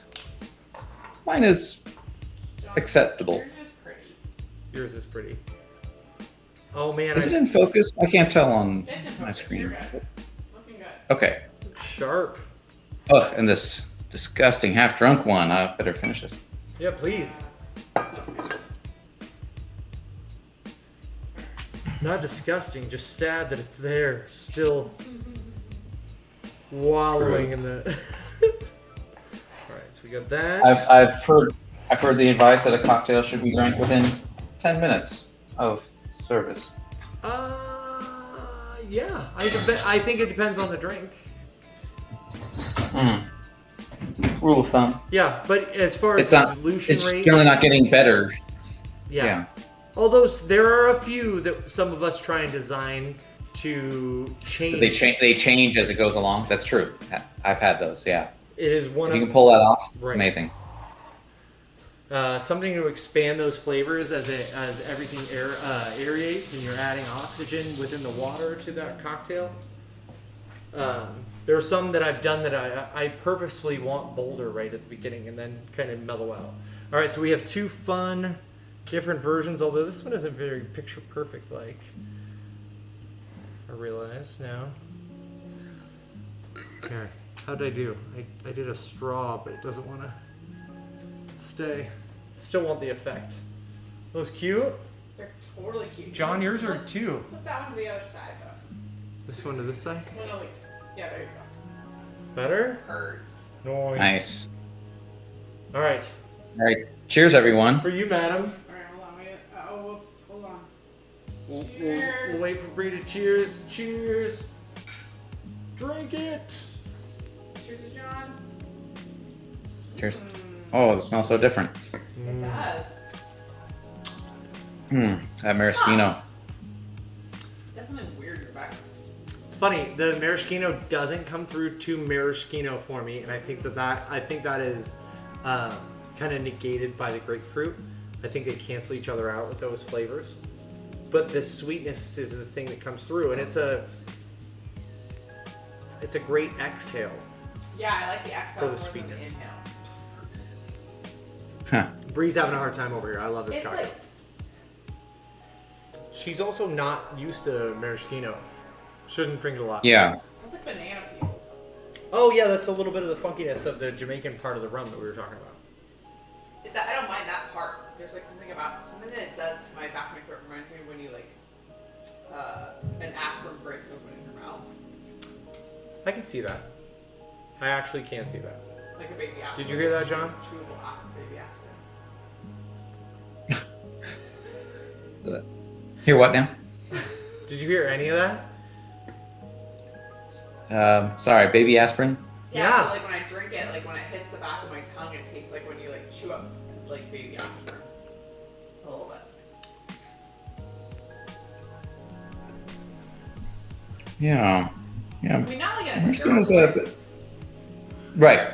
It's a acquired taste for sure. Yeah. Well, But I and It's interesting. go ahead, John. It's interesting because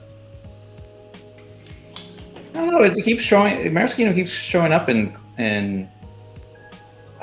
old timey recipes, like especially around 1900. I can't name a single one of my peers who was crazy about it, but cocktail nerds, right? People who've been behind the bar long enough, like you, Billy, will agree. It's fun to just add like a bar spoon or a quarter ounce here and there to certain drinks. yeah, shit. I knew I was gonna do that. Martinez? I believe it's Martinez. You mind looking up the Martinez cocktail? Yeah, that could be. I believe that is Old Tom gin, sweet vermouth, and a little maraschino with lemon peel. Gin, vermouth, Angostura, and orange. Angostura orange twist on that one. My friend Saskia and I had a fun time like testing through those at Ankeny tap and table when I worked there, because she had just started learning about those, and it was one of the more tasteful ways that I've tried maraschino. Otherwise, it was either just a bottle wrapped in twine, a green bottle wrapped in twine that sat on your back bar, or that was overly used, like we talked about, in like super sweet, when maraschino cherry, that super sweet flavor. Fuck, what are those cocktails? I wonder what you can find. Can you see anything on maraschino cocktails? Because this one Let's is look up that system. dry and decadent, but and a little more refined. But I remember there being a bunch of, I don't know, Last word. Last Word. Yeah, but even Last Word I feel like is more refined and not. It's pretty balanced. Yeah. Yeah, it's really balanced. I feel like for a hot minute there, I remember being like super maraschino things around in the 80s Arte or 90s. de My grandfather was Noir, a what? tequila, Luxardo, creme de violet, and lemon juice.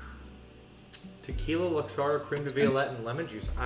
Creme de violette, lemon juice, and Is that a aviation with tequila?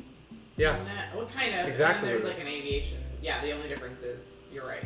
Just a swap for gin. God for damn, I love your tequila. brain, sir. Well done. Casino, which is gin. Casino. Yeah, maraschino, lemon juice, and orange bitters. Closing argument, Sounds fun. mezcal, green chartreuse, sardo, and lime juice. Ooh. So That it's I like could- it's a mezcal-based last word. Yeah. That would be good. I could dig that. That would be that'd be an end of the night drink. You better have a good 3 or 4 drinks before you get into that. You're not going to taste anything. Dublin Minstrel, Irish whiskey, green chartreuse, maraschino, and lime juice. So the same thing. It's maraschino. These and are all green these are all chartreuse. last word builds, Right. last word riffs. Yeah, they're all last, but they're all the thing I'm on is like 20 best maraschino cocktails. There's got to be other. Yeah. Okay. What about Yeah. other ones? I love the They're last all, word. like, very, There's got to be other. Oh, I'm a. you have a book. You have a book that one of our upcoming streams is going to be about the Savoy cocktail book. Yeah. And that one routinely calls for maraschino. I don't know if it's the same maraschino that we have on our stream in the 21st century, Right. Right. but it's just funny how often it occurs in there. It's like, oh man, I gotta get myself a bottle of this. Do you feel like that was probably the same thing that we were working with? The same reasons that around that time, because remember that's the time that unrefined shit was everywhere. Bathtub gins and green fairies and all this absinthe, right? So do you think that there could be a time where you had a sweetener that was a distilled sweetener? Because again, I wouldn't, if I wasn't trusting the sugar, like where the sugar was coming from or where the water was coming from, I would trust where the booze was distilled at if it was clear like this. And knowing that that could give me my sugar content and not necessarily taint me. You know what, like I think of that a lot. Like a lot of people drinking to get some of those things without necessarily trying to avoid the water in certain places.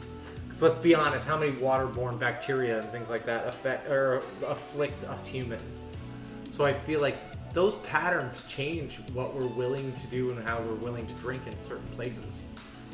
Have you been to Mexico? Like in certain places of Mexico, you're not even supposed to have the ice, and so you stick with beer, and if you brought any water, you stick with that water. Right. So that's okay. Yeah, I wouldn't be surprised because, well, we'll get, in a later stream, we will get to a stream just about the Savoy cocktail book.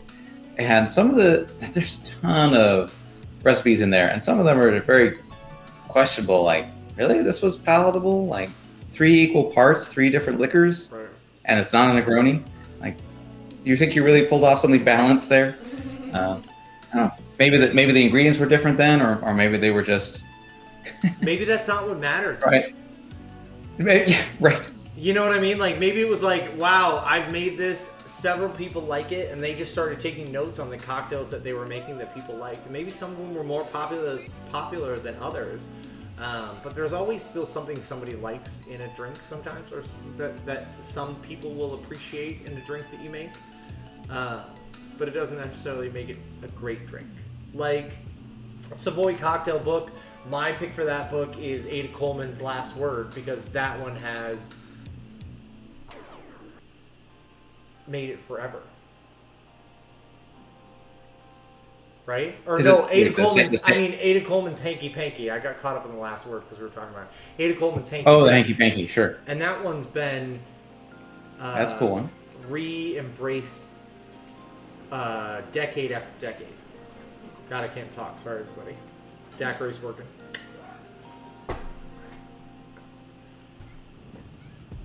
Sure, yeah. Well, there's some gems in there. The one I'm thinking of is there's a bar in town in Portland called Angel Face. Yeah. Maybe Angel Face. So their whole their shtick, if you will, is they don't have a menu. You tell them what you like, and they make a cocktail based on your taste, and it's really brilliant. They're on your level, Billy, right? In terms of the guests maybe not knowing exactly what they want and saying, well, you're saying this thing about maraschino, but you're really going to need some sage leaf or something to dry it out, or they'll talk on that sort of level depending on what you ordered. And the bar is named for a drink in the Savoy Cocktail Book, and I learned about this. Like, why Angel Face? What is that a reference to? And it's an old classic cocktail. Don't ever drink it. It's not good. It's in the Savoy Cocktail Book, and I was like, oh, this is their namesake, and it's 3 equal parts, 3 different spirits, and I think it was Calvados, brandy, Scotch, and I don't know, gin or something. It's just like just three spirits thrown together. Sure, why not? Like, there's no way that's going to balance, but like you said, maybe someone at the bar liked it. It was like the Long Island iced tea of their time. Exactly. Yeah, but all of a sudden somebody was like, oh, I guarantee it was a cute-faced person, like a cute-faced girl that was like, hey, Angel Face is back. Perfect. Let's make her a drink. You know what I mean? It doesn't have to be good, but that person liked it. And John, you and I have talked about that very thing. Like, you and I in particular, and bartenders in our industry, especially, will drink things that everybody else, long before anybody else will accept it. We're willing to push our palates and appreciate the subtle flavors and the bold flavors and all the individual flavors in a cocktail. From one artist to another, we're willing to try and see what they were trying to convey, the message they were trying to share with us, and that's not like that for everybody. John, you and I have talked about being able to. I know John's gone, but still, I'm gonna keep talking to him like he's there. John, I'm with you. You and I have talked about the idea that like we can't just make drinks for us, daiquiris included. Like if we were making a daiquiri just for John, it would be Smith & Cross daiquiri. First and foremost, maybe it would be a Smith & Cross with a blend, but he would rather it just be Smith & Cross. That is a bold, funky rum. Bree just had it for the first time, and it's growing on her really, really quickly, and it is awesome because she's part of this like flavor profile, and I share things with her.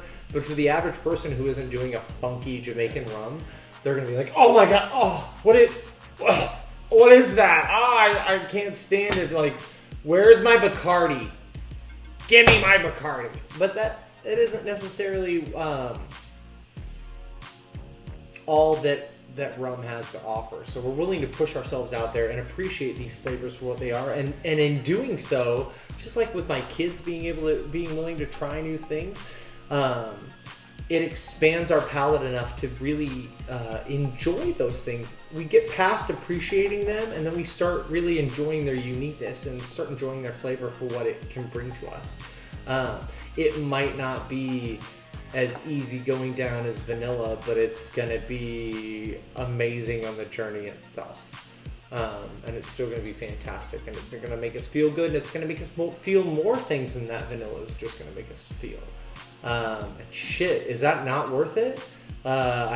You've had vanilla your whole life, probably. You know what I mean? A lot of people, or you've had chocolate your whole life. One of the two subtle flavors, start expanding that.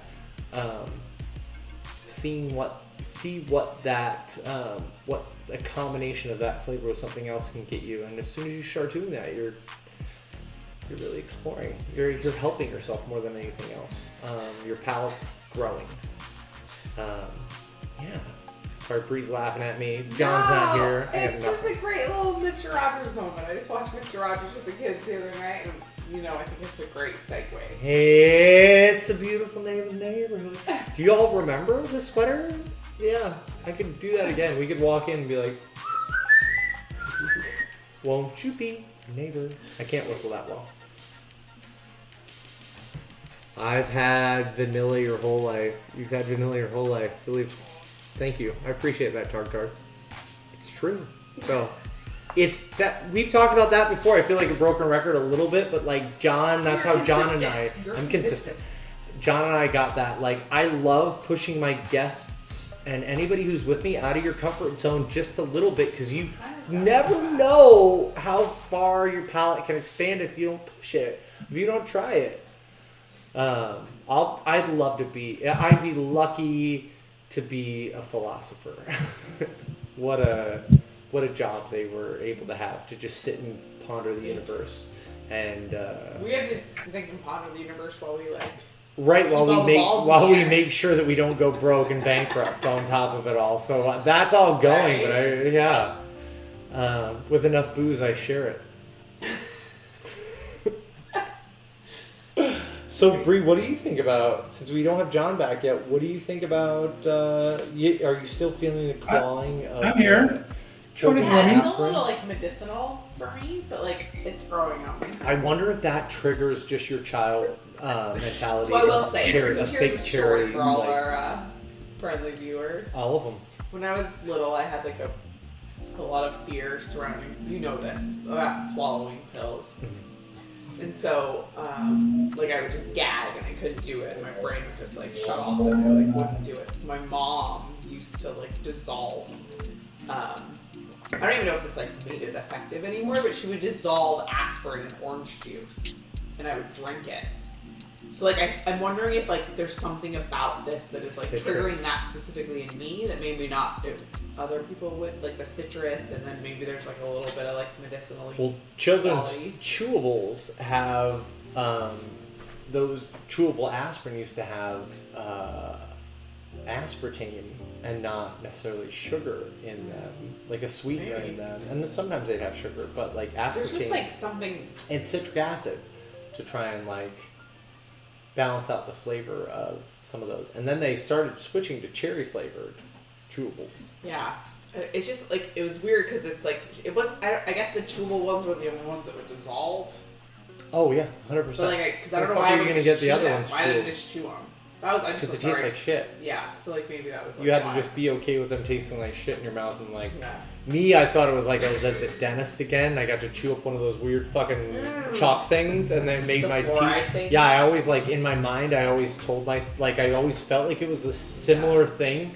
I kind of remember for the first like 15 times running and checking my teeth in the mirror, and I'm like, oh no, Yeah. because it was fucking white, right? Or they were pink. That was like the coolest. Do they do that anymore? Where you like chewed it up and then they like show you how to brush and like get rid of all the stuff. I don't know. Maybe they Yeah, where they like they dye your teeth, and then you have to like try it. Then they give you like brush it off. 5 minutes. It was a first fucking eco challenge on Survivor, Child Survivor, where they were like, "Can you get all your plaque off?" I'm like, I swear I tried. You failed. Now they just There's have, still like- pink shit all over your Now there's teeth. just Pokemon apps. Yeah, now there's Pokemon apps that don't actually.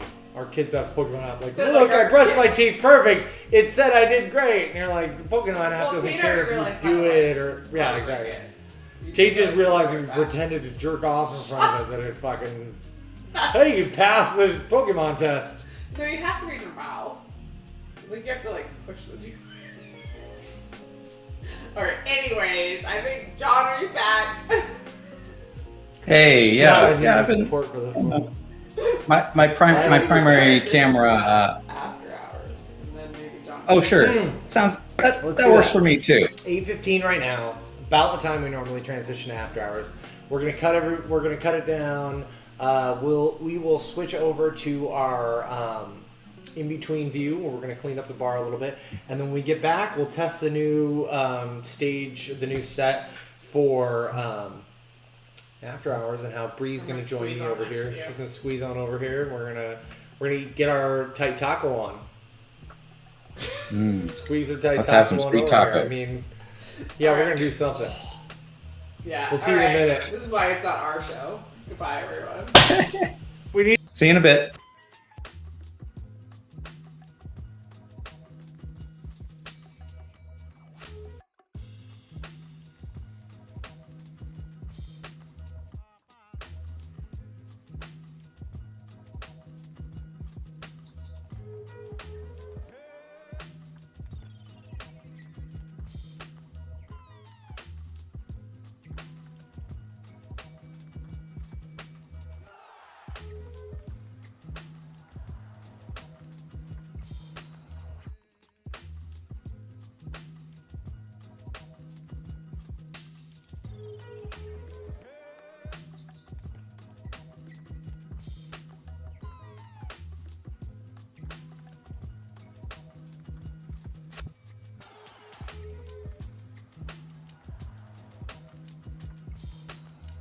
This is a journey into sound.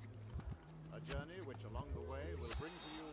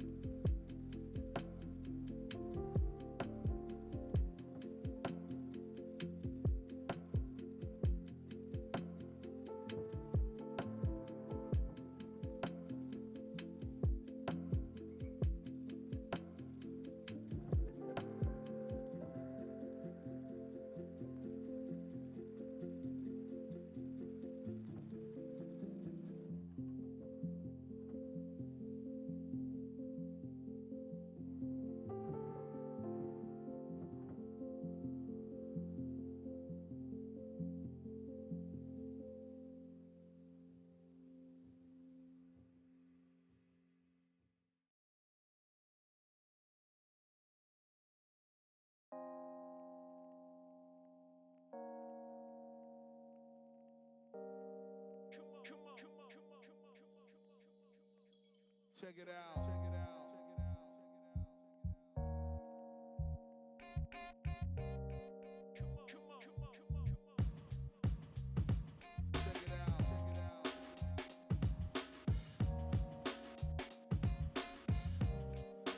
Come on. Check it out. Check it out. Check it out. Check it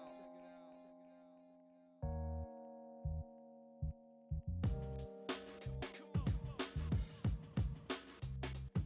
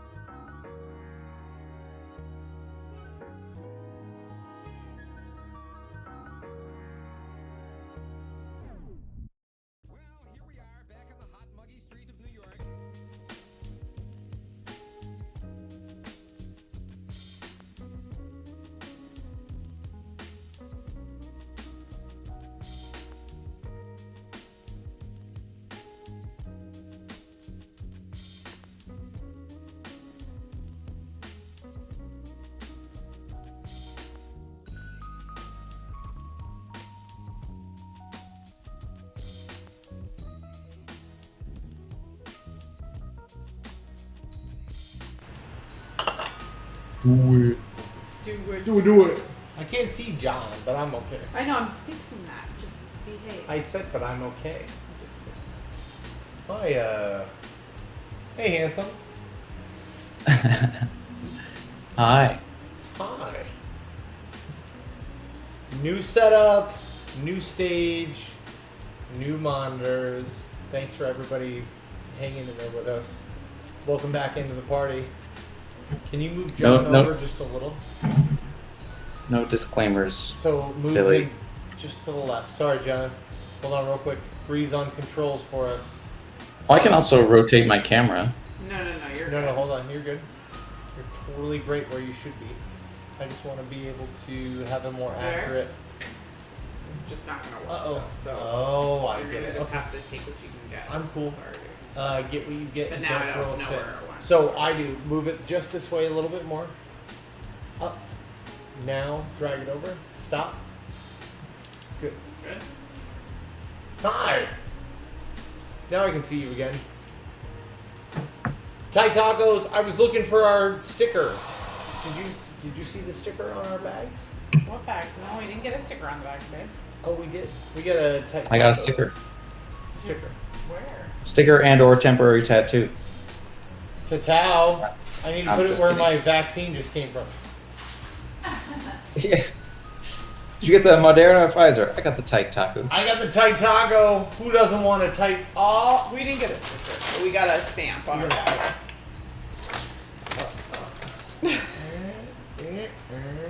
There Oh we yeah, go. I like the bag. I like the thank you on the bag, the stamp on the bag. Yeah. Yeah. It's a good good look. Good look. Good look. That's how I'd be doing it too. Wow. Honestly. Should have looked in the mirror before I got on camera. Just kidding. Why you look great? Worry I'm like, about whoa. that. Oh my goodness. John, are you John, excited what'd you for get from Tight tacos? Tacos? Did you just get a bunch of tacos? Yeah. I will say I cheated. I had a California burrito earlier from them. Wait, what's a For lunch. California burrito? With French fries?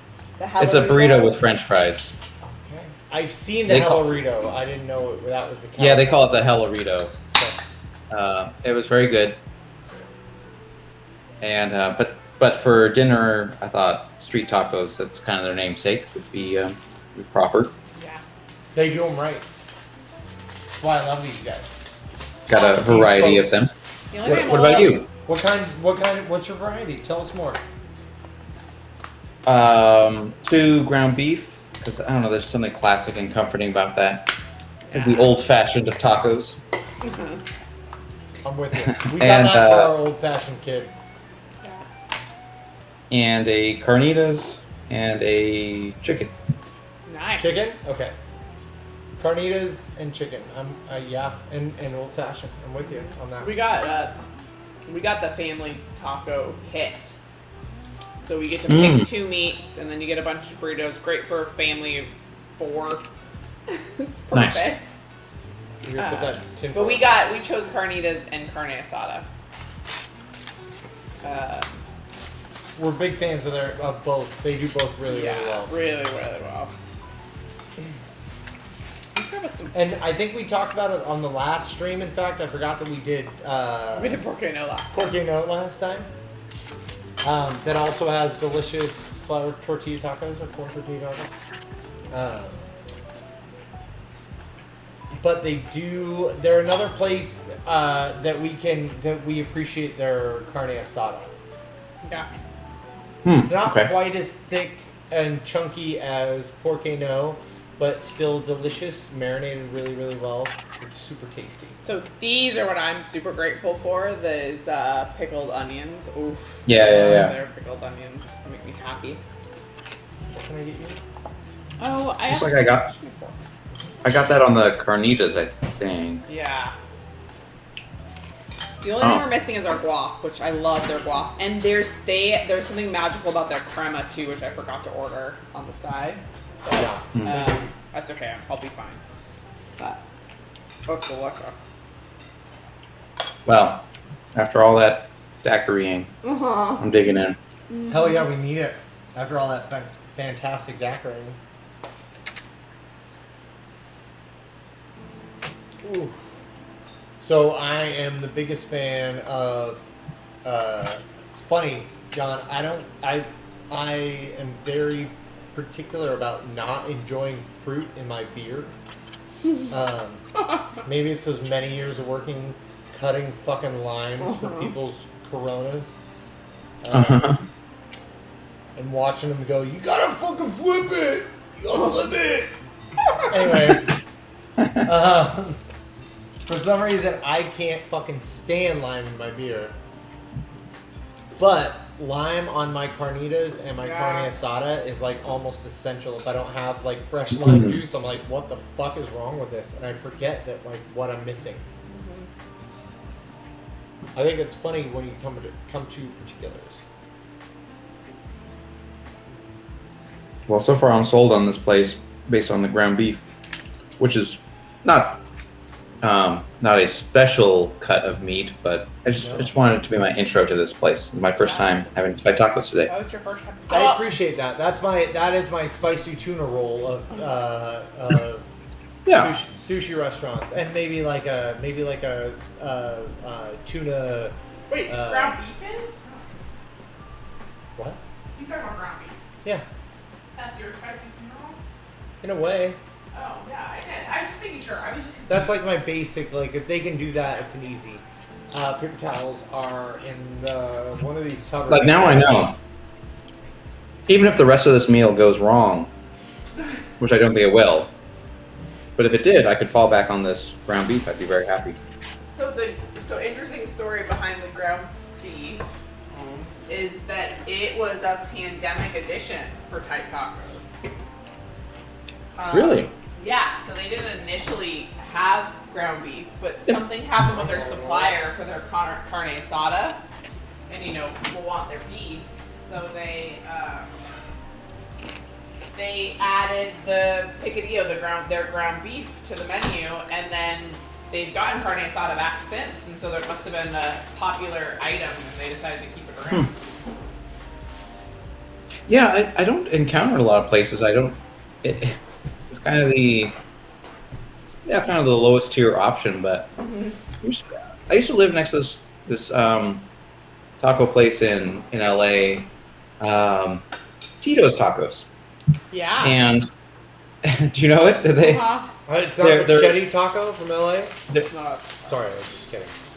They're kind of famous, but they have the most inauthentic Mexican taco, which is a hard shell filled with ground beef, and it tastes very cheap, but and again, like inauthentic, like flour tortillas are the way. Hard shells, like an American, I think, take on it. Yeah. But they just do it right. It's so satisfying, and I would, it's kind of like McDonald's, with 99-cent cheeseburgers. You roll into Tito's Tacos and get like 6 tacos, whatever, and Right. devour them. I was so happy there. So when I saw ground beef on Thai Tacos menu, I'm like, I'm not going there for it to be gourmet. No. Right. I just want to get a sense of the place, and this was really good. Good. Yeah, Tate's really happy. I just peeked in on him, and he's like crushed his whole entire burrito. His favorite is like, why doesn't every restaurant that we go to just have ground beef? Yeah. Like we make it at home. And Right. I'm like, 'cause Yeah, it's like you the fucking home. said it. We make it at home. Like that's Yeah. why I don't want to. If we're going out, I want you to taste something different. But again, these guys do it right, and they're all willing to work. Yeah, they're doing something well, based on the merits of like doing a few good things really, really great and really right. So now that we got our food going, can I talk a little bit about beer? Bring it. I saw this at the it's a seasonal Breakside. We've done Breakside on the show before, a local brewery, and I got their Noble Pilsner because I'm like, hey, Green Billy Noble. I love it. Pilsner. You're the best. And I dropped some off for you. I said, let's just all drink the exact same beer on the show. What happened? But wait, hold on. I literally took cue off your concession to that. Yeah. What Okay. Was what was your but? You said not your butt, your or. You said or So when you you brought dropped it it to us, off. and he dropped it off to us to our house that is now listed on the market, and we were like busting our ass to clean. So there's the percentage. Yeah, and I said, oh, you know, I when I saw it, I was like, I bugged out. I was like, oh, it's Noble Pilsner. I gotta get it for them. And then, you know, I walked a few more feet, and there was like a, you know, the big display case of this same special beer. Like, oh, it's not like a special order item. There, you know, And you said it's that. like they're selling it like they're selling Rainier. Go to the New Seasons. You'll our local grocery store. You'll find plenty of it. Right. You said So, you know I'm what? guessing- Go ahead, drink Right. it. Or you just have these two tonight, and then Yeah. and you Yeah, can totally yeah. replace it, no problem. And I was like, and it even took me an extra night, maybe Yeah. 2 nights, and then I was like, you know what? John's words. We were out of beer. We were eating something spicy. We were eating something spicy. Yeah. It was like, oh my god, a Pilsner would be great right now. Oh, we got these 2 Pilsners. John even said we should just pick up more at New Seasons. We've gone 2 days in a row, 2 different New Seasons, no fucking Noble Pilsner. And we felt like shit. We started just grabbing anything with the name Noble on it. We ended up grabbing just a break side, and then we were like, nothing Noble. Perfect. All right, it's got the name Noble on it. Maybe that's what John was going for, which you were. And now we have nothing noble. Wait. So we have went from Noble Pilsner and Noble Pilsner and Nothing Noble. And Nothing Noble. What kind of beer is that? This is What's an the brewery? This is an IPA from here, and oh my god, there's an Ernest Hemingway quote. I gotta go to this first because who the fuck would have guessed this? We didn't plan this, everybody. There is nothing noble in being superior to your fellow man. True nobility is being superior to your former self. Is that not like holy shit? Get out of my head, Hemingway. Is that not how I live? Fuck who you think you are, who you are to your former self, and trying to be better. That's fucking awesome. That's nobility. Canned in Portland, Oregon here, Von Ebert Brewery. Oh, Von Ebert. Okay. Yeah. So another good brewery. We still felt good about like sending we knew it was another local place, but at the same time, holy shit. Hemingway and a quote that fits us both. We didn't know that till right now. We had That's no great. idea. That was That's awesome. great. Yeah. Okay. If So you there's, cracked if that. there's a snippet to take off for YouTube, there it is right there. That was not to frame it or anything, but I got that. Okay. You got your beer. I've got my beer. You just said it right there. How was your burrito? Wait, come on. Yeah, you got pants on? Perfect. Come on in the shot. You never know. What? He's an What is it? 11-year-old. He's a voyeuristic 11-year-old who suddenly is pantsless. I mean, Suddenly he's it's fine. never liked pants. Let's not put it on his 11 it's a good assumption, but Safe assumption. All right. Thanks, I Papa. still feel a little offended right Right, now. I'm sorry, I wasn't trying to offend you, but I was like literally wanting you to come over and tell everybody about how you enjoyed. We were just talking to John about the ground beef, Picadillo, and we were wondering what you thought of Tight Tacos Picadillo. I actually kind of enjoyed it a bit. I kind of feel like it got a little stuck in my throat a bit. chew. No, like of course I. Just I watched you We've eat. all seen that happen. It's okay. There might have been a good show on. Okay, so yes, I did like it. It kind of got a little like stuck in my throat. It wasn't that. It was a little like dry in a way. Yeah. And we have to make sure that Tate doesn't like certain things in his. He's very specific about what he wants in his burrito, and they happen to be very dry things. I also Is that correct? yeah. Rice. I think I also like I think I like your guys' ground beef a little better. Oh, nice. Walk We that got, John over we to got taco it night. on camera. John, walk over to taco night. Yeah, Get John, you'll on have our to come shelf. over Ooh. and talk about it. I'm in. All right. I'm in. You're awesome. Thanks for joining us. So, T, we were talking a lot about being vaccinated. So, all of us here are vaccinated. How many days? Do you know how many days until you can be vaccinated? There's a calendar right over here. I think it's 49. I already checked. Wait, it's the 15th. and You just count till June. You can do it. 15th of June. yeah, I'm not gonna count it individually. of It's course. 49 days 49 days. Okay. until Tate gets his first vaccine because I- he'll be 12 on July 3rd. I'm not very good at math. It's your. I Oh, it's mean, on. I'm It has to be on not your that good birthday. at, like, Well, because he He has has to to be be 12. after I They haven't released Right. They haven't released it under 12 yet. So I haven't- his 12th birthday present is going to be to go get a vaccine. I haven't.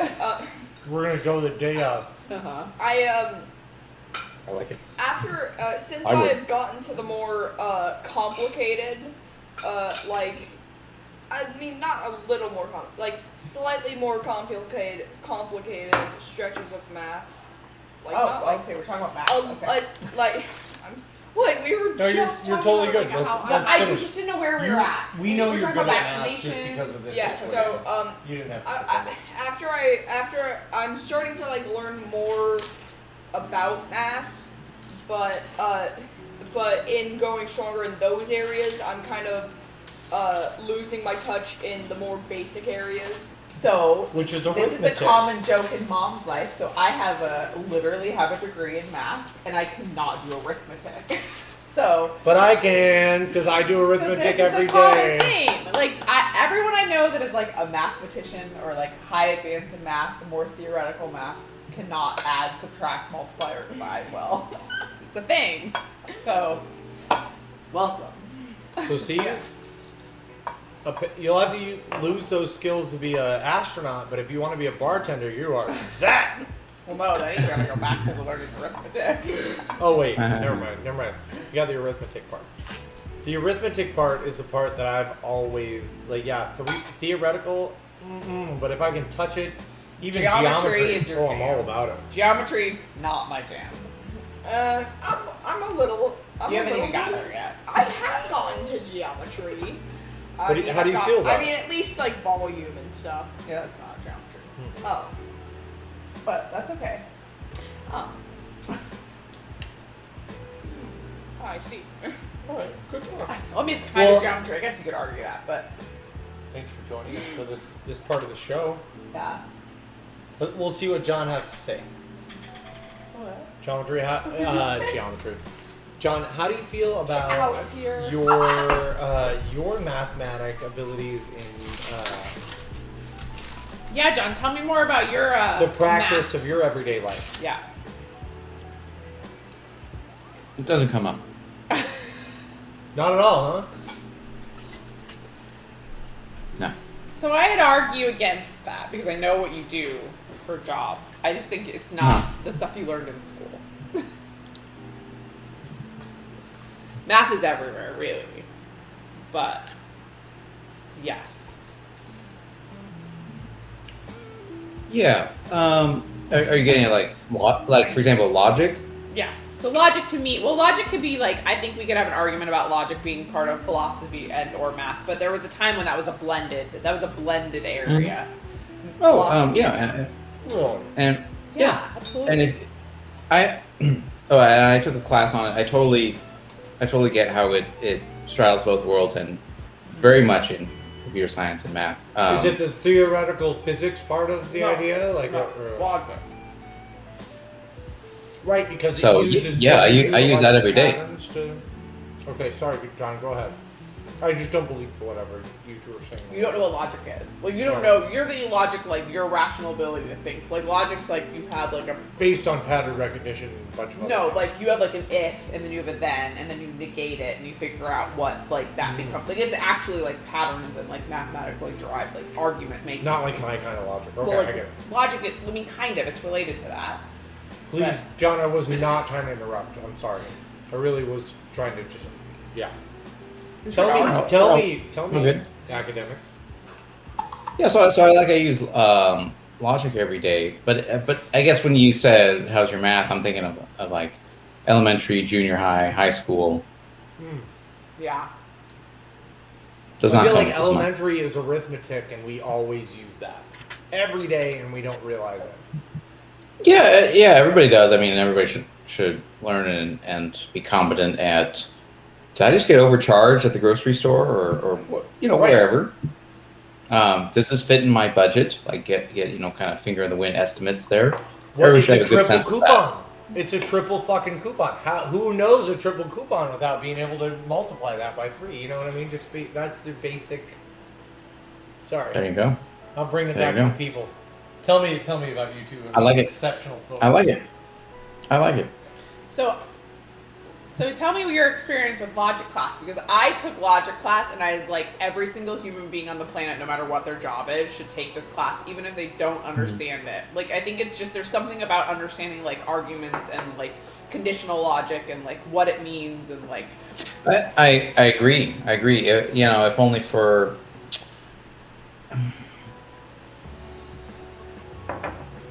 Someone will hear a particular argument that these two things coincide. You've heard that causation. What's it? Finish the Mad Lib here. Like implies like correlation like, is implies causation. That is that what we're going for? Yeah, correlation is not. Like, correlation implies in causation, which is not true. Which isn't true. Does not imply Yeah. causation. That's what it is. Yeah. Yeah, it's And similar people will make a statement that someone will say if X then Y, Right. something of that form, and people will say, well, you just said Y, so you must be X, which is not it just cannot be inferred from if X then Y. right. That comes up all the time, right? Especially if there's like multiple, like if there's like an or afterwards. So it's like if this, then this, or that, then people's brains explode and they're like, well, no, wait, what? And so like figuring out like what that means and like, so being able to parse that, yeah. I wish that was a requirement across all disciplines. I think it's beneficial to life. So like I have like a soapbox of like general statistical logical literacy among the population. Like we have like math is pushed really hard in school, but like we live in a world of like data and interpretation and like we live in like a fast fact society, and I think like everyone should have to be required to have like a baseline level of understanding of like what it means when someone says that this is associated with this, or this has caused this, or if this then that. Like you should that's so prevalent in our like society that like everyone, it should be taught in maybe not elementary school, but at least like middle school and high school to everyone. Yeah.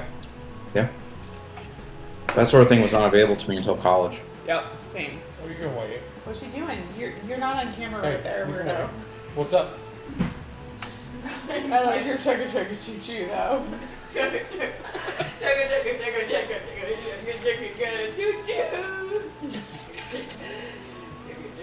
Alright, get your juice and get out.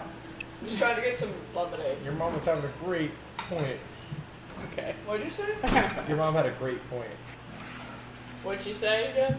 Oh, nothing. It's okay. You say Go get ahead, out. go ahead and just grab your stuff and go. Just take the whole bottle with you. That's actually a really good point. Aye, Captain. Bye. Bye.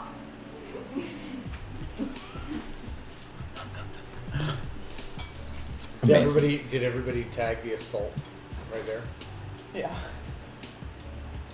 We have a Koresh in our budding Koresh in our mix. We don't. We- I'm just kidding. We do not. We just have a performer that hasn't seen a stage in a long time. That's true. That's what we have. I'm just a bad joke teller who hasn't seen a stage in a long time as well. You're more Koresh than he is. Oh yeah, that was Koresh was the wrong one. Who was Yeah. I trying to? Are we talking? Who are the brothers? Are we talking about the cult? Are we talking about the Cult. cult leader? No, Really? I instead met the two brothers who like Like the cop. Like the two. who are we? Like I didn't remember. What brothers? Remember the two brothers who like killed their parents? There were two rich brothers that killed their parents. That I don't remember their names, but Oh I don't, my God. I still don't think Anybody that applies. else? Anybody else out there? Like the '90s, mid '90s. I want to say like The brothers that 98. killed their parents. They were the rich two brothers, and everybody was like, "Why the fuck would they have done this?" We hated them. That is not our life. No, I know, not at all. That was why it was a fucking funny joke. Right? Wait, did they do it though? Yeah, they really did. do it. They got Menendez. Menendez brothers. They Yeah, got convicted that's for it. it. Her parents were watching TV on the couch, and they were like, "You told us we couldn't have any more money." They're in jail. I wonder what happened to We've them. blown like 8 trust funds, but you know what? Sons We of need bitches. more. You shouldn't have said no. So their parents were watching TV and they shot them in the heads. Is that what they did? They shot them? Yeah. I couldn't remember how they killed them. I just knew they killed them. Kyle and something Menendez, yeah. Yeah. Well, see, Really? now it's just worse because there goes like a kind of funny old joke for an old guy. That like I bet there was like 80. I bet if there were like 9 boomers out there watching, like there were at least 7 of them are like giggling to themselves through that. And everybody else is just like, what the fuck is this guy talking Not about? boomers. No, literally, like baby boomers would be like, I totally remember that. Yeah, I never looked at my kids the same after that. Right, I was 57 when it happened. I was 57 when it happened, and in fact, I started cutting their pension, their trust funds in half every year after that. 47, but yeah. 47? Yeah, I was like, boomers are. Oh, good math. Back in the day when that happened. Man, see? There it is, right there. Fucking arithmetic. No, that's logic. No, that was arithmetic. No. Risha's good, let's be honest. There's no logic when it comes to time. John just. John, did you just die inside? Bree and I do not have the energy to argue with you. It's okay. what I'm good choosing not to. What good would it do, really? Exactly. Just a bad. I got nothing. Anyway, these chips are delicious. They are. Everything's How's your delicious. food? Oh, it was awesome. I started and ended on the ground beef, the picadillo. I would get that again. I'm Yeah. sold. What'd you get in your Jalorito? Pastor. Oh, we almost got Pastor because that's Yeah. one of Bree's favorites. That was very rich. Yeah. Ooh, with the What french would you fries. normally go there? Or carne asada? Or carnitas is like, Or if we have to pick carnitas. one thing, it's carnitas from there. Over and Oh, over really? again. We'll eat pork over anything. Right. Well, carnitas specifically. Yeah. Carnitas specifically. I like pork too. Okay. Next time I would get maybe carnitas. The pastor was very rich. Yeah, the pastor is, and it's like a lot of flavor. But I mean, like, you have the french fries to balance it out, so I can see how it could work. But So we have a trick. Burritos, we don't eat like like carnitas because we can add a little bit of like salsa to every bite. But we usually don't do like pastor for big items. big items like that. Yeah. We'll do them for tacos because you can get it in 3 to 4 bites. What's the other one? We don't tostadas. Have we had tostadas? I don't think Tight Tacos does tostadas, They but don't. we've had good luck with tostadas from Pastor. with Pastor from La Real. Yeah. You know what's my go-to street taco? Which one? Is lengua.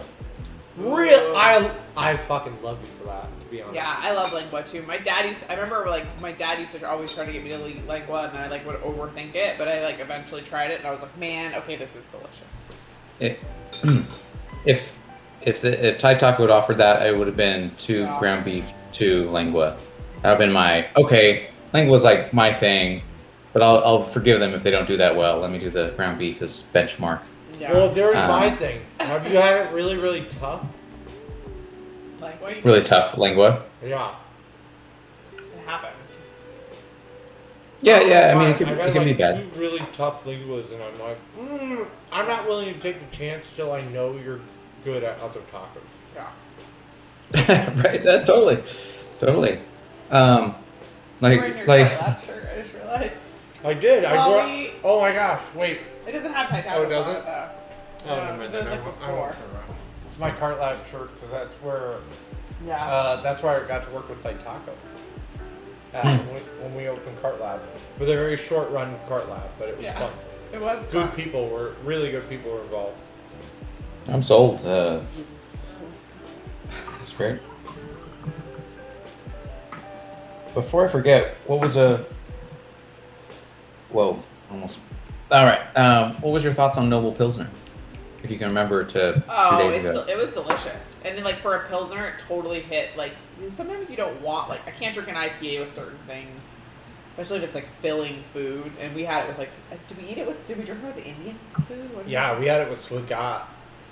which is one of our favorite Indian cuisines, Indian restaurant. Indian restaurants that we have here in town. Yeah. But I think it was bolder than a normal Pilsner, which is why I liked it.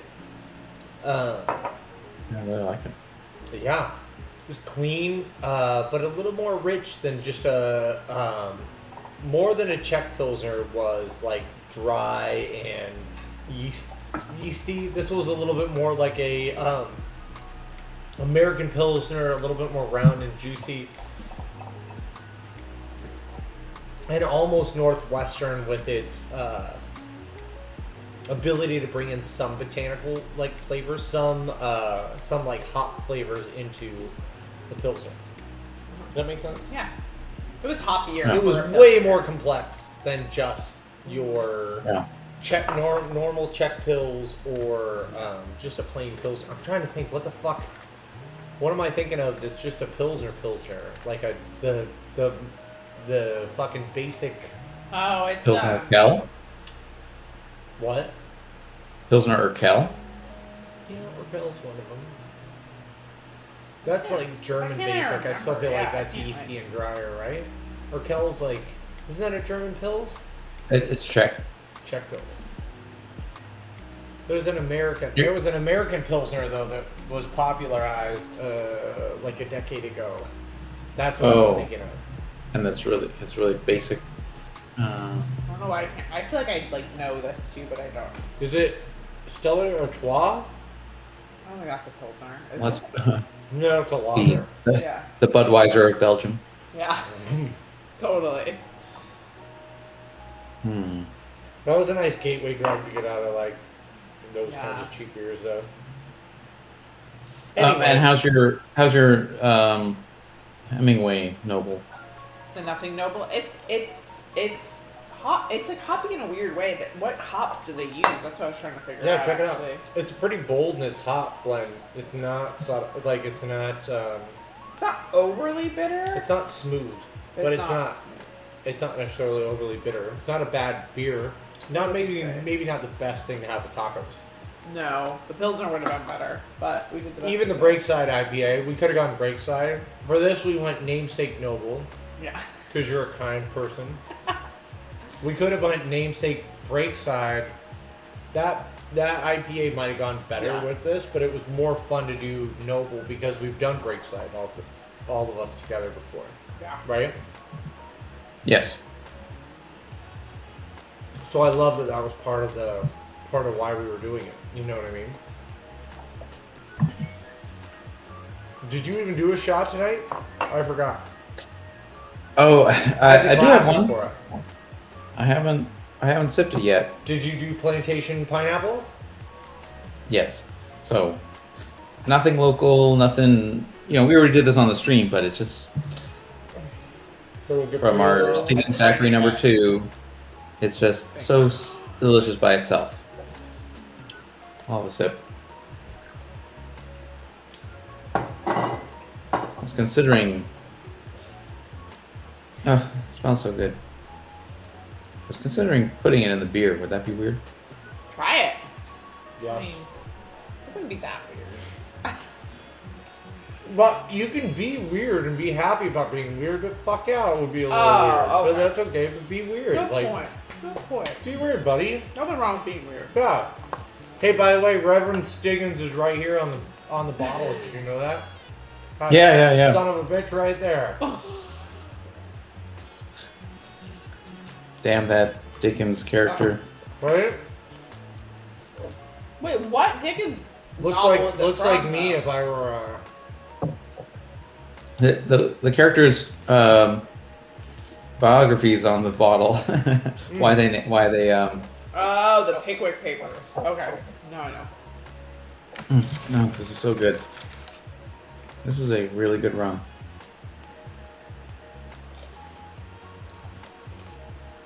It's not the most refined, but Isn't that what's kind of nice about them from now on? Like from It's like here being and in a there. Mexican restaurant. Like we were It's talking a- about before, the unrefinement gives it characteristics that you can't yeah. find otherwise. Yeah, it's not like a 10-year age rum or a 20-year age rum. It's Wow. nothing. Right? crazy. It's just that pineapple rind. Wow. That just goes to show you, quit letting your leftovers go to waste. Look what a pineapple rind can do. Right? It's really good. You know, John, one of my favorite things to flavor things with a little bit of pineapple and a little bit of sweetness is actually the pineapple core, because most people cut that out. But did you know the core of the pineapple has the most concentrated amount of sugar in it and sweetness to the whole thing, and then it has the aromatics of the rest. So what exactly do you do with it? I've used it as a really highly refined way to flavor rums and flavor other. So basically, you're making a tincture of it, or you're just infusing it into something else. And then after a little while, you take it out. Either way, you're going to throw it away. You can't eat it even after it's cured in high proof alcohol for a while. But the sugar ends up extracting it. Almost most of the sugars end up extracting, and it has a hugely concentrated amount of flavor after that. So I think if you stuck with like using your cores and your skins, you could enjoy your pineapple. And this is the point of like most things that have ever come about, right? Whether it be the food that we're eating today that was a way to utilize like leftover parts that were given to people who were not afforded the best things, the best things in life. Some of my favorite food has all been derived from food that people have to create amazing flavors out of not so great product. Like lingua, perfect example. Like, here, cool, we're gonna take all these great sides of beef, Spanish conquistadors.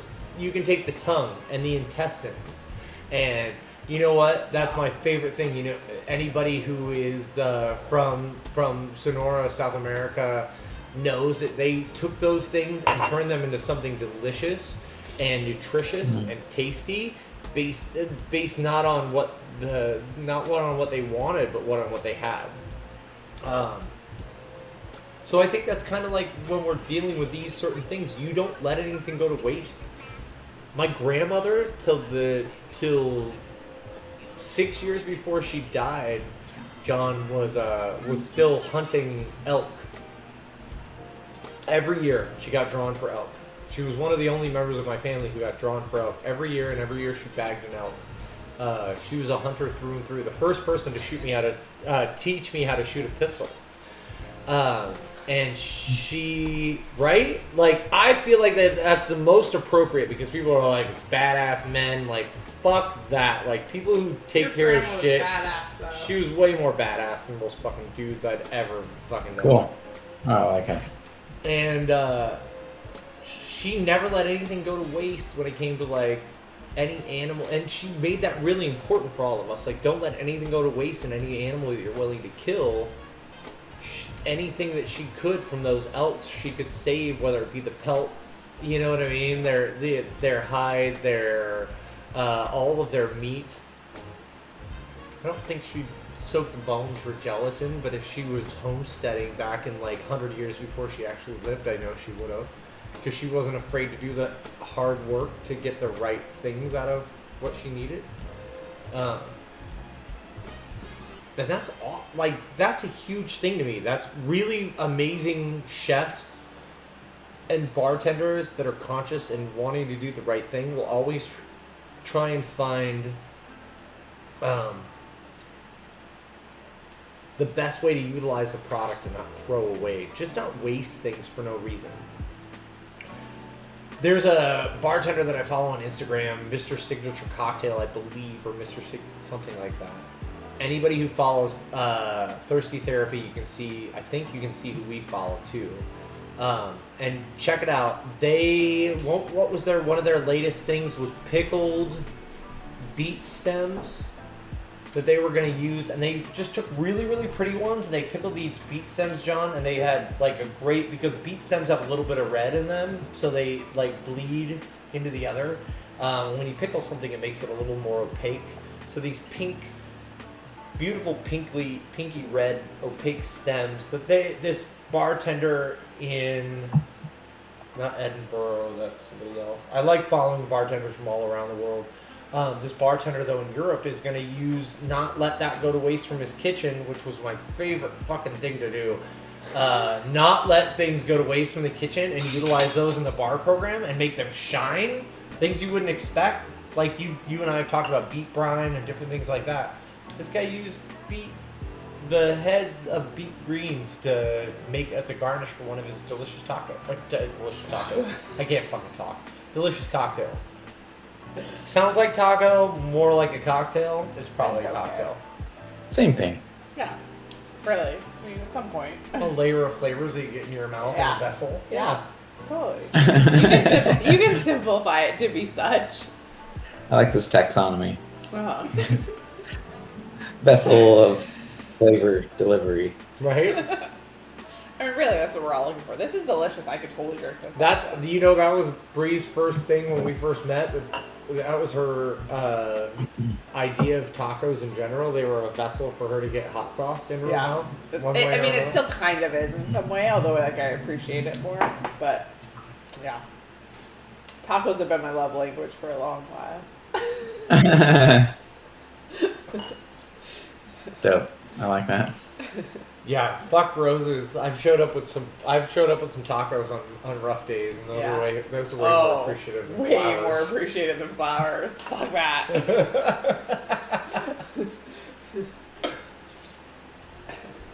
Practicality. Take tacos on any day over flowers. They're just gonna die. The other ones are sustaining. Right. The other ones are going to go in my belly in 30 seconds, but I'm going to remember them. They're going to live within me. For sure. Oh man, I can't stop John, eating this. what's your love language? Now that we found out Breeze is tacos.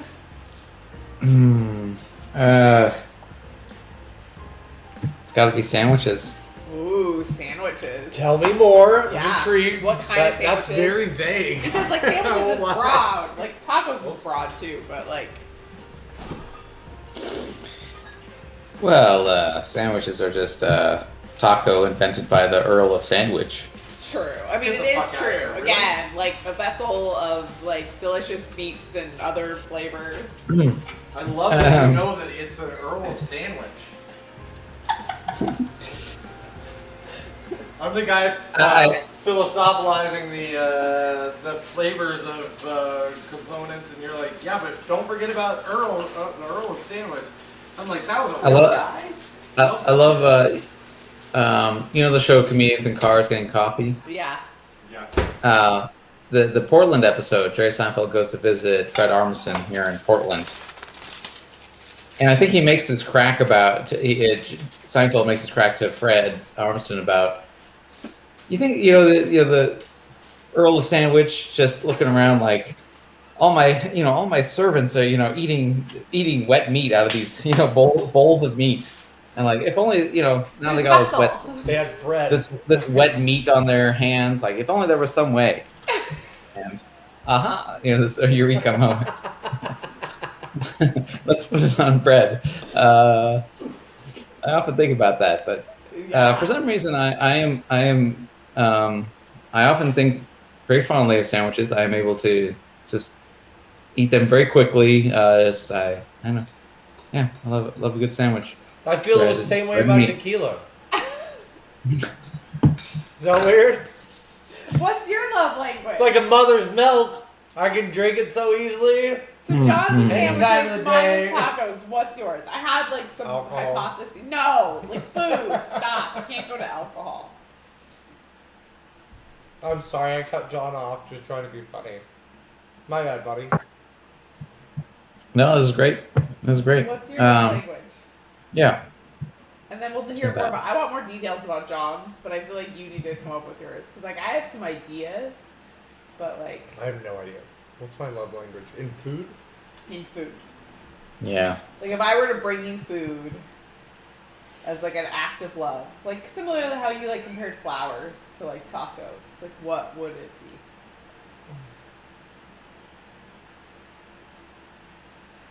I'm terrible. I don't know that I'd have a one thing. I think I know her guess. I think her guess is gonna be like potato soup. No. Oh, I don't know. I really don't know what I would, because I'm like, Bree, do you have a guess? Yeah. I see. I'm gonna give him a I- second though. I see what somebody's willing to give me as something cool, no Yeah, matter yeah, what yeah. I it know is. you do. Well, you have a scarce. You have like you come from a different place, like food in general. Like or like you have like more of like. Yeah, anybody willing to share food with me has been a fucking kind. Like I'm willing to take it in my the way I grew up. So anybody, yeah, even if it's not something I'm necessarily like I've ever tried before or I'm excited about. See, for you though, like it's tricky because like you love food, but you like love sweets too. So like it's like a Oh. tricky thing for me, like mentally, because like you like Or you think it would be a sweet thing? it could is what I'm thinking. But like if it's specifically food, John, we've been more intimate in the last year. What would you more like in the last like year and a half? Would you guess? I'm not trying to be coy by anybody I out don't there. think you know, but I think I other don't- people know. I can't know because I've never except over this program I've never shared a meal with you. Oh, that's I've had a meal Yeah, across from you. Right. You serving me at the bar, and I remember they said let's go out and let's all eat together and then pandemic. Dun, dun, dun. So he's all so like in general, like the epitome of Billy and food is like this like idea of like a perfect bite. So it has like components and things that go together that create like this like perfect amount of like flavor. So like in that way, like anything could work. And I appreciate But- what somebody has put out there, Yeah. like a chef. Like I know that there's somebody on the other side of that bite that was like, there's a reason they put every one of these components on this plate for me. Maybe not every time you're supposed to have every one of the like 11 components to like 4 components on a dish, but like there's these were all here for a reason. Because I know this is how I fucking discover new flavors. Like all of a sudden I'm like, oh, holy shit! If you have a little bit of this and a little bit of that, you get this like cool amalgamation, and they all complement one another and turn into a good flavor. Is that what you like? Yeah. So like I think it could be anything, which is why I think you're having a hard time like picking one thing. But like what comes to my mind, which for you that I know is like a comfort food, is like something with rice and something with like meat. So like I think of like teriyaki chicken. I think of like chicken. Relate to that. I think of like That's true. sushi. I think of like I could those eat are white. the I could things- eat white rice. Yeah, like for every meal. every day. So like any kind of yeah. combination of like white rice with something else like that. I know that like if I was out and I was like, what can I bring home for Billy without asking, like what will he love? And like that's one of those things. rice and a protein. Yeah, like rice and a protein and like a vegetable or like like something.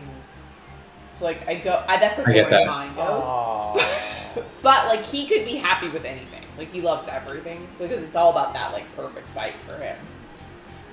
I get that. Yeah. If it's during the week, Bree, you gotta pick up Dude's Grill. Dude's Grill. Dude's. Dude's. DU apostrophe S. All right, where's that? There's one on Sandy, Okay.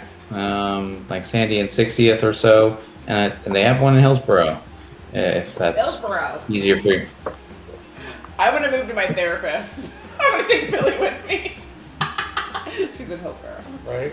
I'm trying. Anyway, it's a Seattle style teriyaki, just Okay. meat, rice, and sweet sauce. He'll love it. Yeah, he'll love it. That is, I get it. Like protein and rice. His Totally. core craving goes there. Like I can tell if he's like not had enough of that. Like he needs that. I know that. I do Cool. go back But to that. Yeah, you're you're right. also like a sandwich person too. Like you're like this like a old like he has like yeah. I would be personally so satisfied by meat and rice if it weren't for the existence of bread. Yeah. I love Yeah. bread. Billy loves bread too. Do you know what's funny? If you want to talk about, by the way, what you were just both talking about, was my entire existence as an appraiser when I had like a Oh, I when almost I had said a quote this. unquote real job.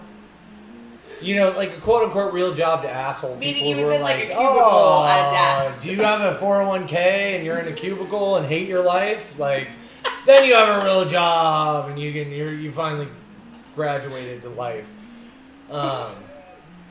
Yeah, that was a nightmare. But anyway, that was something we all That buy was into. I feel filling like. a square peg into a Yeah. something circle hole maybe. I've never done well with glory holes. Yeah. But the Oh boy. Yeah, that went somewhere. It's okay. but the Yeah. So what was your what could you survive on every day for existence? This My- is that. That's because I could go here. This is that. It was peanut butter and honey sandwiches, and people would laugh at me all the time. But I am a creature of habit and purely content with good staples because I know that they'll sustain me more than anything else. So what gets you through and what can kind of taste good enough? Peanut butter and honey sandwiches with a big ass glass of milk. I made 2 of them a day. Every day. For 2 years. For 4 years. No, you didn't work there. I did work there for 4 years. I had a You pension have to prove it. You have Anyway, no concept of time. But yes. you're forgetful. And Maybe. anyway, and teriyaki chicken. I had a friend that I made at the teriyaki chicken Oh, what was that guy's name? That if I wasn't there for a couple days, he'd hit me up Worry. and be like, is everything cool? And I was like, no, everything's cool. I'm just short on cash, so I'm not gonna eat out. I'm eating peanut butter and honey sandwiches this week. But Otherwise- so here's an important part of the peanut butter and honey sandwich story though. You and I could think bread, peanut butter, honey, and think we could make a sandwich for Billy. That's not true. Because there is a certain way that he makes it that makes it taste better to him. I've tried to make him a peanut butter and honey sandwich before and he's like, what did you Garbage. do? What did you do? She There's didn't a even try. certain amount of honey. There's a wall-to-wall amount of peanut butter with enough peanut butter to kill someone. Well, wait, is this clover honey or is this? Gabrielle, I hope you heard that out there if you're ever watching this stream. If not, Peter Cho, you work with Gabrielle. Wall is a thing. To do it right, if you're going to fucking put honey or peanut butter on something, why would you ever leave any part unexposed? Because that part is not going to taste like the perfect bite. Do you realize what you're shorting Down to yourself? the perfect bite. Do you realize what you're doing to yourself? You're on it. You're building in unsatisfactory happiness within those bites. If you don't make sure the honey hits the edge of each piece of bread, and that the peanut butter hits at every piece of bread. Now the trick with that is that you need to give them at least 10 minutes to soak in. That's the part. To get them to soak in just a hot second, because if you put honey loosely on bread, it's not going to even be able to adhere to the bread yet, and you flip it right over on top of the peanut butter. Or if you put the peanut butter on top, at least you have a better chance of gravity helping that honey into the bread. But otherwise, you just have honey coming out the sides, right? Because peanut butter is already an oil-based thing, so it's you already have your viscosity portion of it pushing down. This is a real thing. Yeah. Don't ever make him a sandwich. Philosophers out there, Just don't do it. anybody with enough OCD to appreciate this, hit us up. We'll share it somewhere. YouTube is there a YouTube for people with who can relate to this? Probably. In heightened senses, YouTube. I don't know. We got to get them to follow this channel. Right? Yeah. So John, your fingers are ticking at me, telling me that is, as This your is- this is- heightened senses are kicking in right now as well. Well, no, so it made me think of there are what's so-called super tasters. There are super tasters. People, you could call it they have a heightened sense of taste. Something like a hoppy IPA beer would be too much for this kind of person. That used to be him. That used to be me. Yeah. You have to train yourself to like these things, to be able to appreciate the flavors. Otherwise, it is way too much at first. Well, I think an IPA is an acquired taste for a lot of people, but these is categorically no. It needs to be it needs to be either balanced or simple. This is like spectrum. It might be no one we know. It's such a rare thing. Right. So, but I don't think that's the case here for any of us. The thing that your thoughtfulness about, for example, the spreading of the peanut honey and how long it has to sit on the bread and gravity soaks it.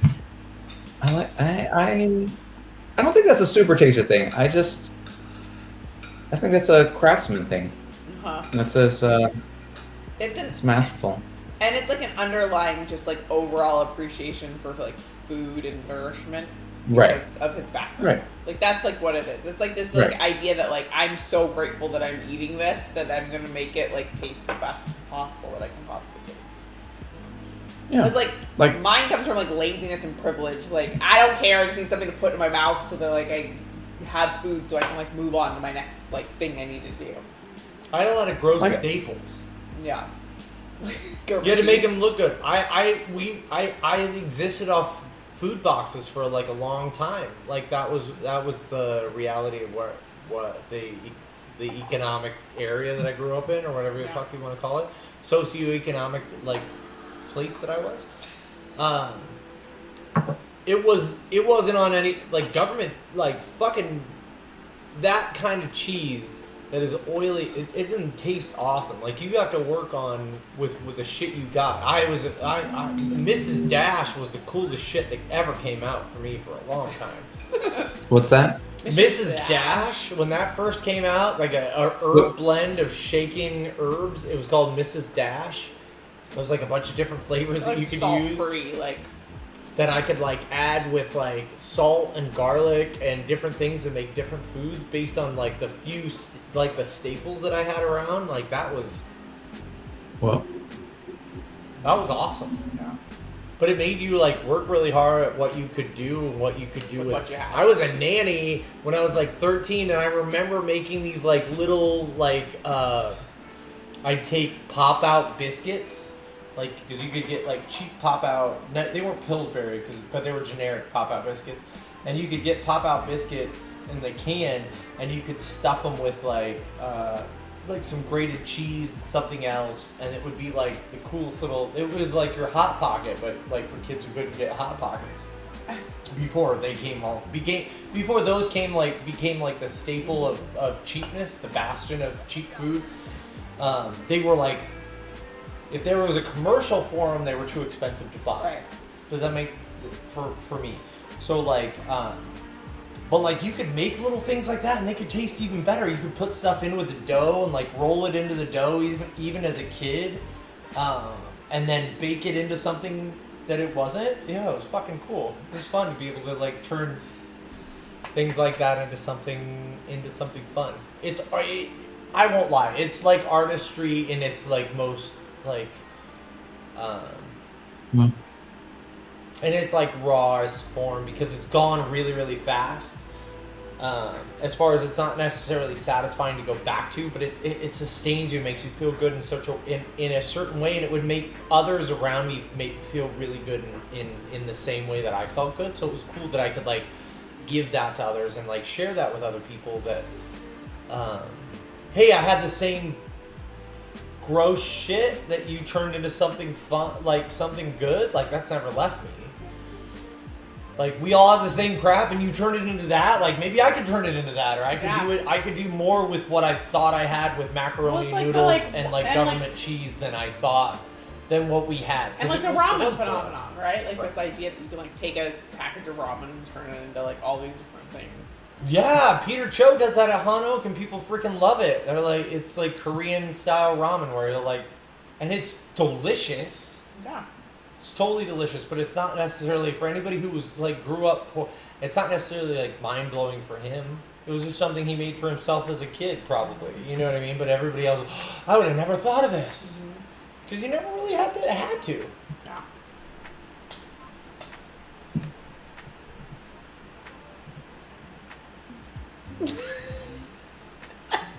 I don't know now what. I feel like we should return to this. I kind of want this channel that we're on right now to blow up and get a lot of cocktail enthusiasts or people who want to learn how to make cocktails better, and then a spin-off you know, um, deconstructing basic eats with Billy, Yeah, totally. like a cooking show spinoff. Yeah, he's so thoughtful about everything that it could totally work. Like the way like he teaches our Right. kids how to cook like basic food. I'm like, I could have never thought of describing it that way, but yeah, it's amazing. It's funny you said it, though, John. Any chef that I work with, I really want to work with. And most of them don't get it because I think I'm just some schmuck who says that. But, like, all of them who are really the same way about their food that I am about everything else, like about my food and my drink, it might take them a minute because they've been burnt in the past. But, like, they usually, by the end, are like, holy shit, like, we should do, like, you really do think about that stuff. And we're able to not only have a camaraderie, but like a mutual respect that pushes one another. It's one of my favorite things working with true chefs that want to do that kind of stuff because we can complement one another between our bar program and our food program in those same ways. And I really like anything we've ever said. Like Bree and I have talked about. I'm like, if we ever did a pop up, I would know that I would probably have to concede to the owner of the food place that we were doing a pop-up with, that I would have to probably pick my lane and go with the drink portion of it because I'm good enough at that and have more experience with that, and they have more experience with the food. Mm-hmm. But my ultimate dream would be able to like collaborate with each one of those chefs. If we could get a space for Thirsty Therapy, my ultimate dream would be a space that we could do an outdoor classes to teach people how to do basic cocktail making, but also like have them go there to have like a chef come in and teach them food, or that same space be able to be utilized that like we do like omakase style dinners that aren't necessarily Japanese. Omakase meaning chef's choice. Yes. Well, I'm giving you the best that I can give you tonight. More than chef's choice, in my opinion. Like I am. Here is my soul for the evening. Yeah. It might not be the same soul that I had last week.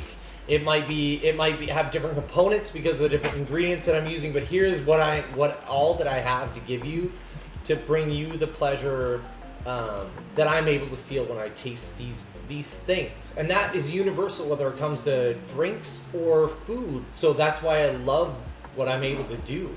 If anything, I'm cheating because I haven't put in the same amount of work that all those hardworking cooks that I know have. That's the only difference. I have a passion for it that's different, but they've been putting the harder work into the back of the house, and I've gotten to get admiration and more admiration and more money because I have not chosen that. So they are nobler. They're nobler in my mind because they're willing to do those things. What? Sorry, I said fulsome. Actually, sorry. Full. As I almost cry, but like I'm like serious. Like they're. I'm cheating in a lot of ways because I'm using my talents for flavors, but they're fucking crushing it every day for the people that really just keep trying. Are you repeating that in the velocity or in the the quote? Here's my soul for the evening. Here's my soul for the evening. It is. It's true. Though. I love it. I love it too. I love it. And that would be your approach to doing food, or your translation of omakase. Hold on real quick. Okay. Put that in while I go up the other one also has. So here's my soul for the evening, your translation of the word omakase. Not just chef's choice or here's the best I can give you this evening. Here's my soul for the evening. Yeah. That's lovely.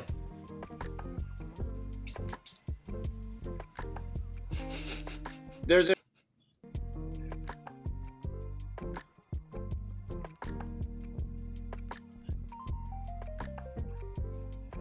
Oh.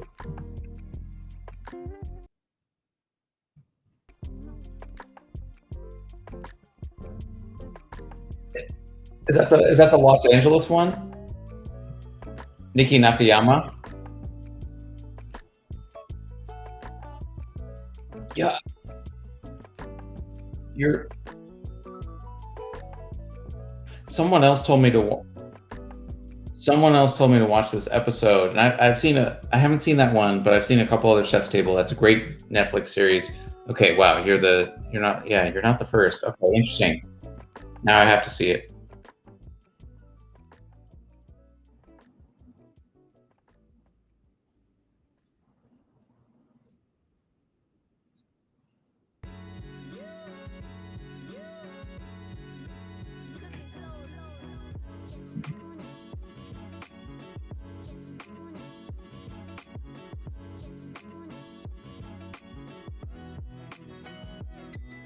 On Chef's Table?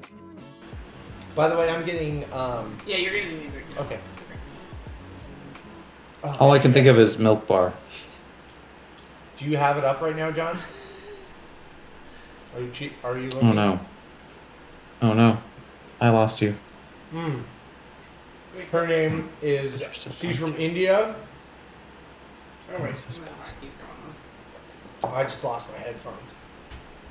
Oh, okay. I couldn't hear you for 10 seconds, but I think the stream was still good. I think everybody heard you. So, sorry. Last thing I heard was you couldn't remember this one. I suggested Milk Bar.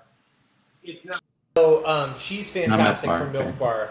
This woman is in England, and she opened an Indian restaurant.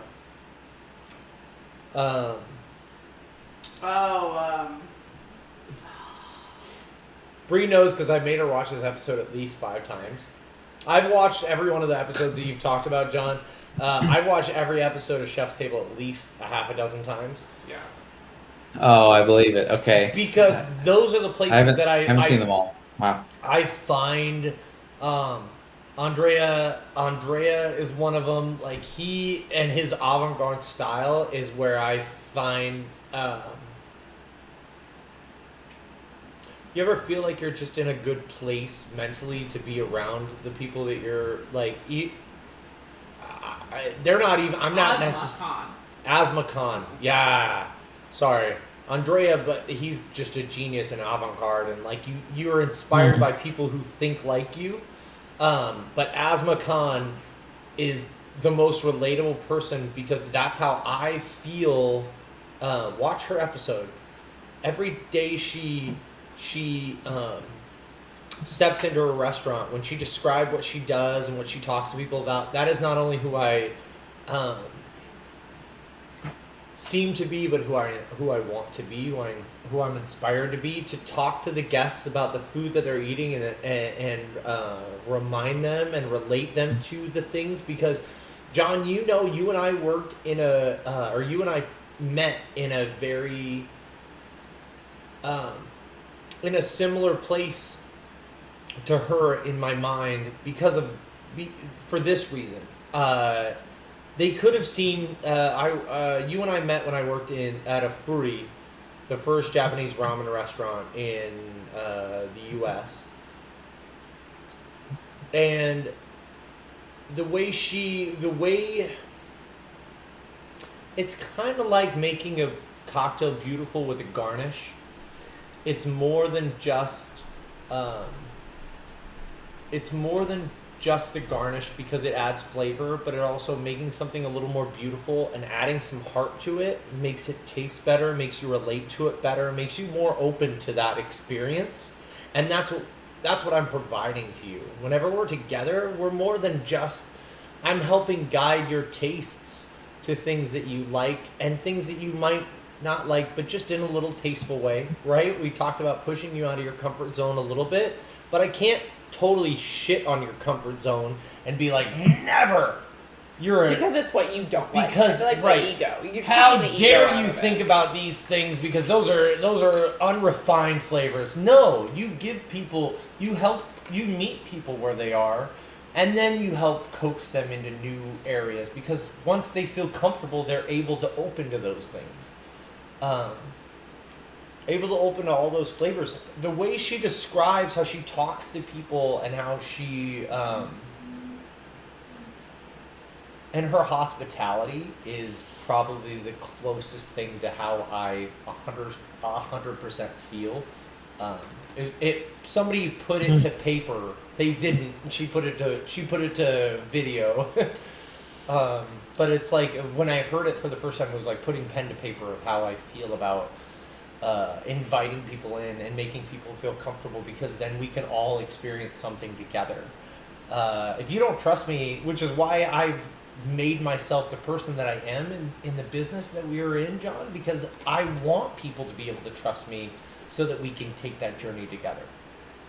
What good would it do all of a sudden if they all of a sudden were like, yeah, dude, you don't know shit and you're only trying to get my money? Like, instantly, you're not going to have a good time and I'm not going to have a good time. And that's not what I'm here for either. If I were just trying to get your money, I'd get you to buy the most expensive shit the first day and take as much as I could from that one experience. But you and I both know that, like, I want you to come back. There's nothing that feels better to me than somebody being like, I was here on my first date with my wife, and now or with my girlfriend, and now I'm back again to celebrate our first anniversary, or some other, like, actual reason. What the fuck do I care about the money? If I cared about the money, I'd be a stockbroker. I'd be a investment banker, like I started going to school for. You know what I mean? Like, really, I'm here because, like, what can we share together? That's all we're really here to. That's all we're really here to be. Like, sharing these experiences and be with each other and see the beautiful humanity, right? Yeah.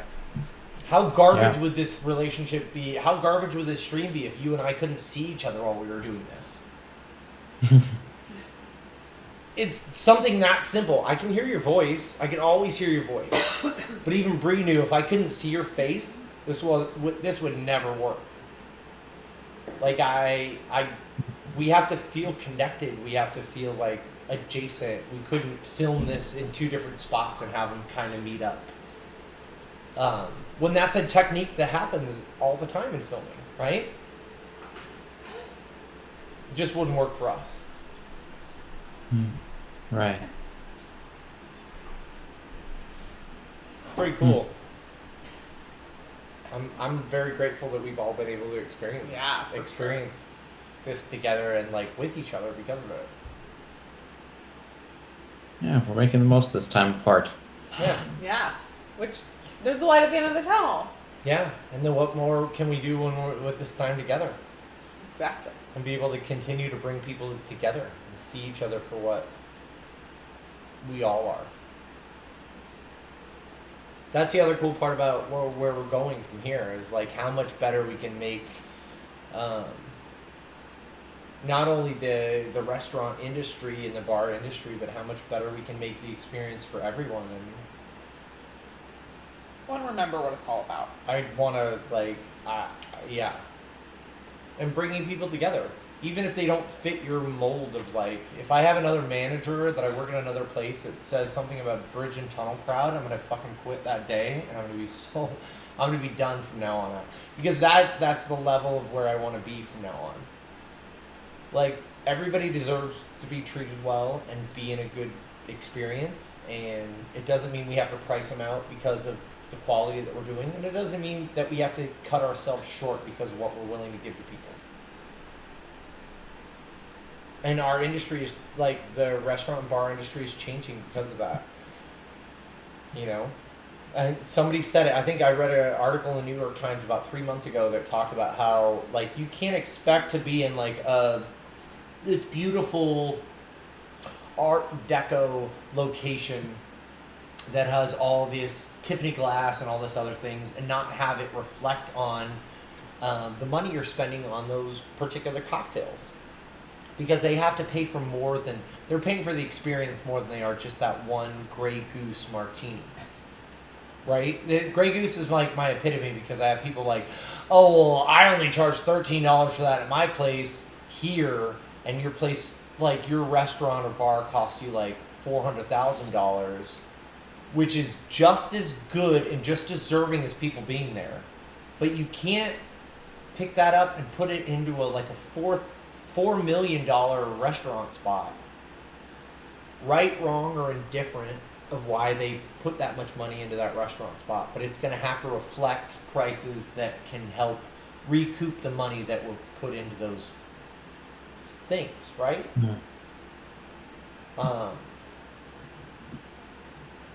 Yeah. Anyway, all right. I'm talking too much. I didn't mean You're to not talking too over much. talk. Maybe I am. I felt bad. I felt like I was hogging the mic. Deep Thoughts by Thirsty Therapy. Exactly. Word. It isn't called thirsty drinking. Thirsty drinking. It's the opposite of We got the Therapy. therapy in here. Thirsty Therapy. Thirsty. Therapy. There's a dog over here. There's a dog. If you have too much therapy, you get derpy. What's up, dog? What do you need? Lila's normally not here for the shows, and she is enjoying herself. What did immensely. you want? What, Glad to hear what's that. happening? Did she I like get Lila. fed tonight? She did. Oh, She just ate looks it? like- Oh, she has to go out. I don't think so. I think she wants to play, but she wants that. She keeps pointing to the beak. Oh, she wants the carnitas. Who doesn't Yeah. want the carnitas and carne asada? No, I'm not giving you that. Move so, on. so the new location also has new friends. She's like, I'm gonna sit. Good girl. She thinks that gets her good. Yeah. Gets her something It's good. like, I'm doing all the things. We'll have to have her on the stream sometime. We will. She's I'm not picking her up right now, but Yeah, yes, no. absolutely. No. Tonight's too much. we're done. I'm like, hold on! Ah! She's enjoying her. Oh God, my nuts! She's big. Sorry, I've It's done not that. small. If you can't tell, I've lived that life before. You should see how many Girl Scout online things I've been to where all of a sudden Bree's like, or not Bree, sorry, where Zoe's Zoe. like, I need a cat. We're Oh, talking yeah. about cats. Come bring the cat. And the cat's like, the cat really doesn't want to come right now. You gotta bring the cat. Okay. Oh my Oh, gosh. gosh. Mhm. Not even just Girl Scout school too. Can I They're go with talking the cat? about cats. I need a cat. Like it's so funny. Right. Oh man. That is this new year. Do you feel good about it? Are you feeling good after your vaccine? The vaccinated? We are all vaccinated, and I'm feeling good. When Good. did you Yeah, have your that's second because we're shot? all part of the same family, really. Yeah. Right? The science family. The Science. right. Joe, Oh, when was your last shot? Wednesday. Okay, so you've got Wednesday. So that means you're fully vaccinated on the 26th. Mm-hmm. Okay. Billy's fully vaccinated tomorrow. I'm going out to lick everything I can find. No, he's It's the one thing she told me I couldn't do for the last year and a half. I had a Just lick really people good and habit of things. licking people, and I. You might even hug someone. Oh my gosh, I know. He might. When was the last time you hugged someone outside your family, outside your bubble? Do you hug Kathy? I like side hug Kathy, our neighbor. Yeah. No, I haven't hugged anybody since. I think my last hugs outside my family bubble were at Raven and Rose, like my last. Like your last day. My last day. I haven't hugged anybody since, and you, John, know Wow. that is weird because I'm the I prior to pandemic, I was like, I'm the hugger, bring it in, So I and I had like hope I can get back there again. I had a mask hug between me, like Kirsten and I had a masked hug. We were both unvaccinated. So, but- Yeah, like a lot of cases have COVID cases confirmed have not been traced back to hugs, right? no.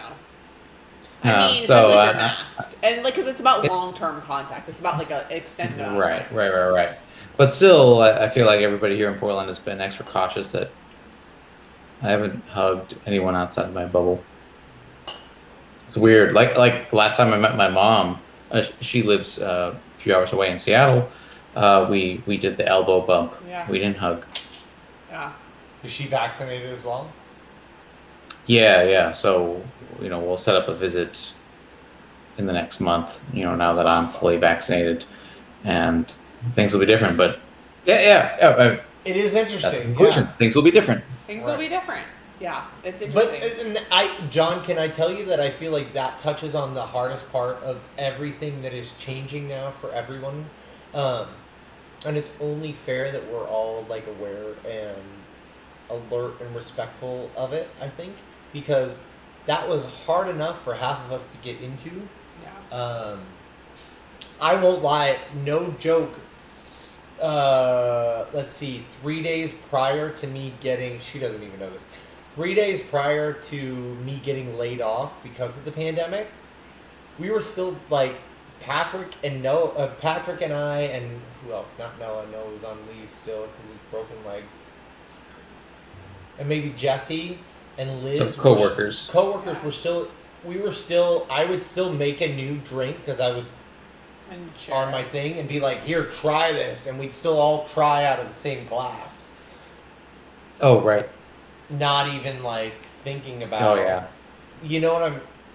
Yeah. And I don't know. And I was the I've done that in a least. while. I was probably the least cautious and probably told people like, "There's enough alcohol in it. Just try it. Like you'll be fine." Like Says the guy got strep throat 4 months before COVID, but still. I did. It was that shit. I got sick from it. Like, but I also didn't think that things like that were like terrible for you to get sick from, John. Like I thought that they all helped essentially. Well, they do. Help I your mean, that's immune not. system. I mean, I think that's something that we all have to like readjust to. Too. There's this idea that like if we live a life purely avoidance of germs, there's just going to be bigger and scarier germs. What life is that? Yeah. Right.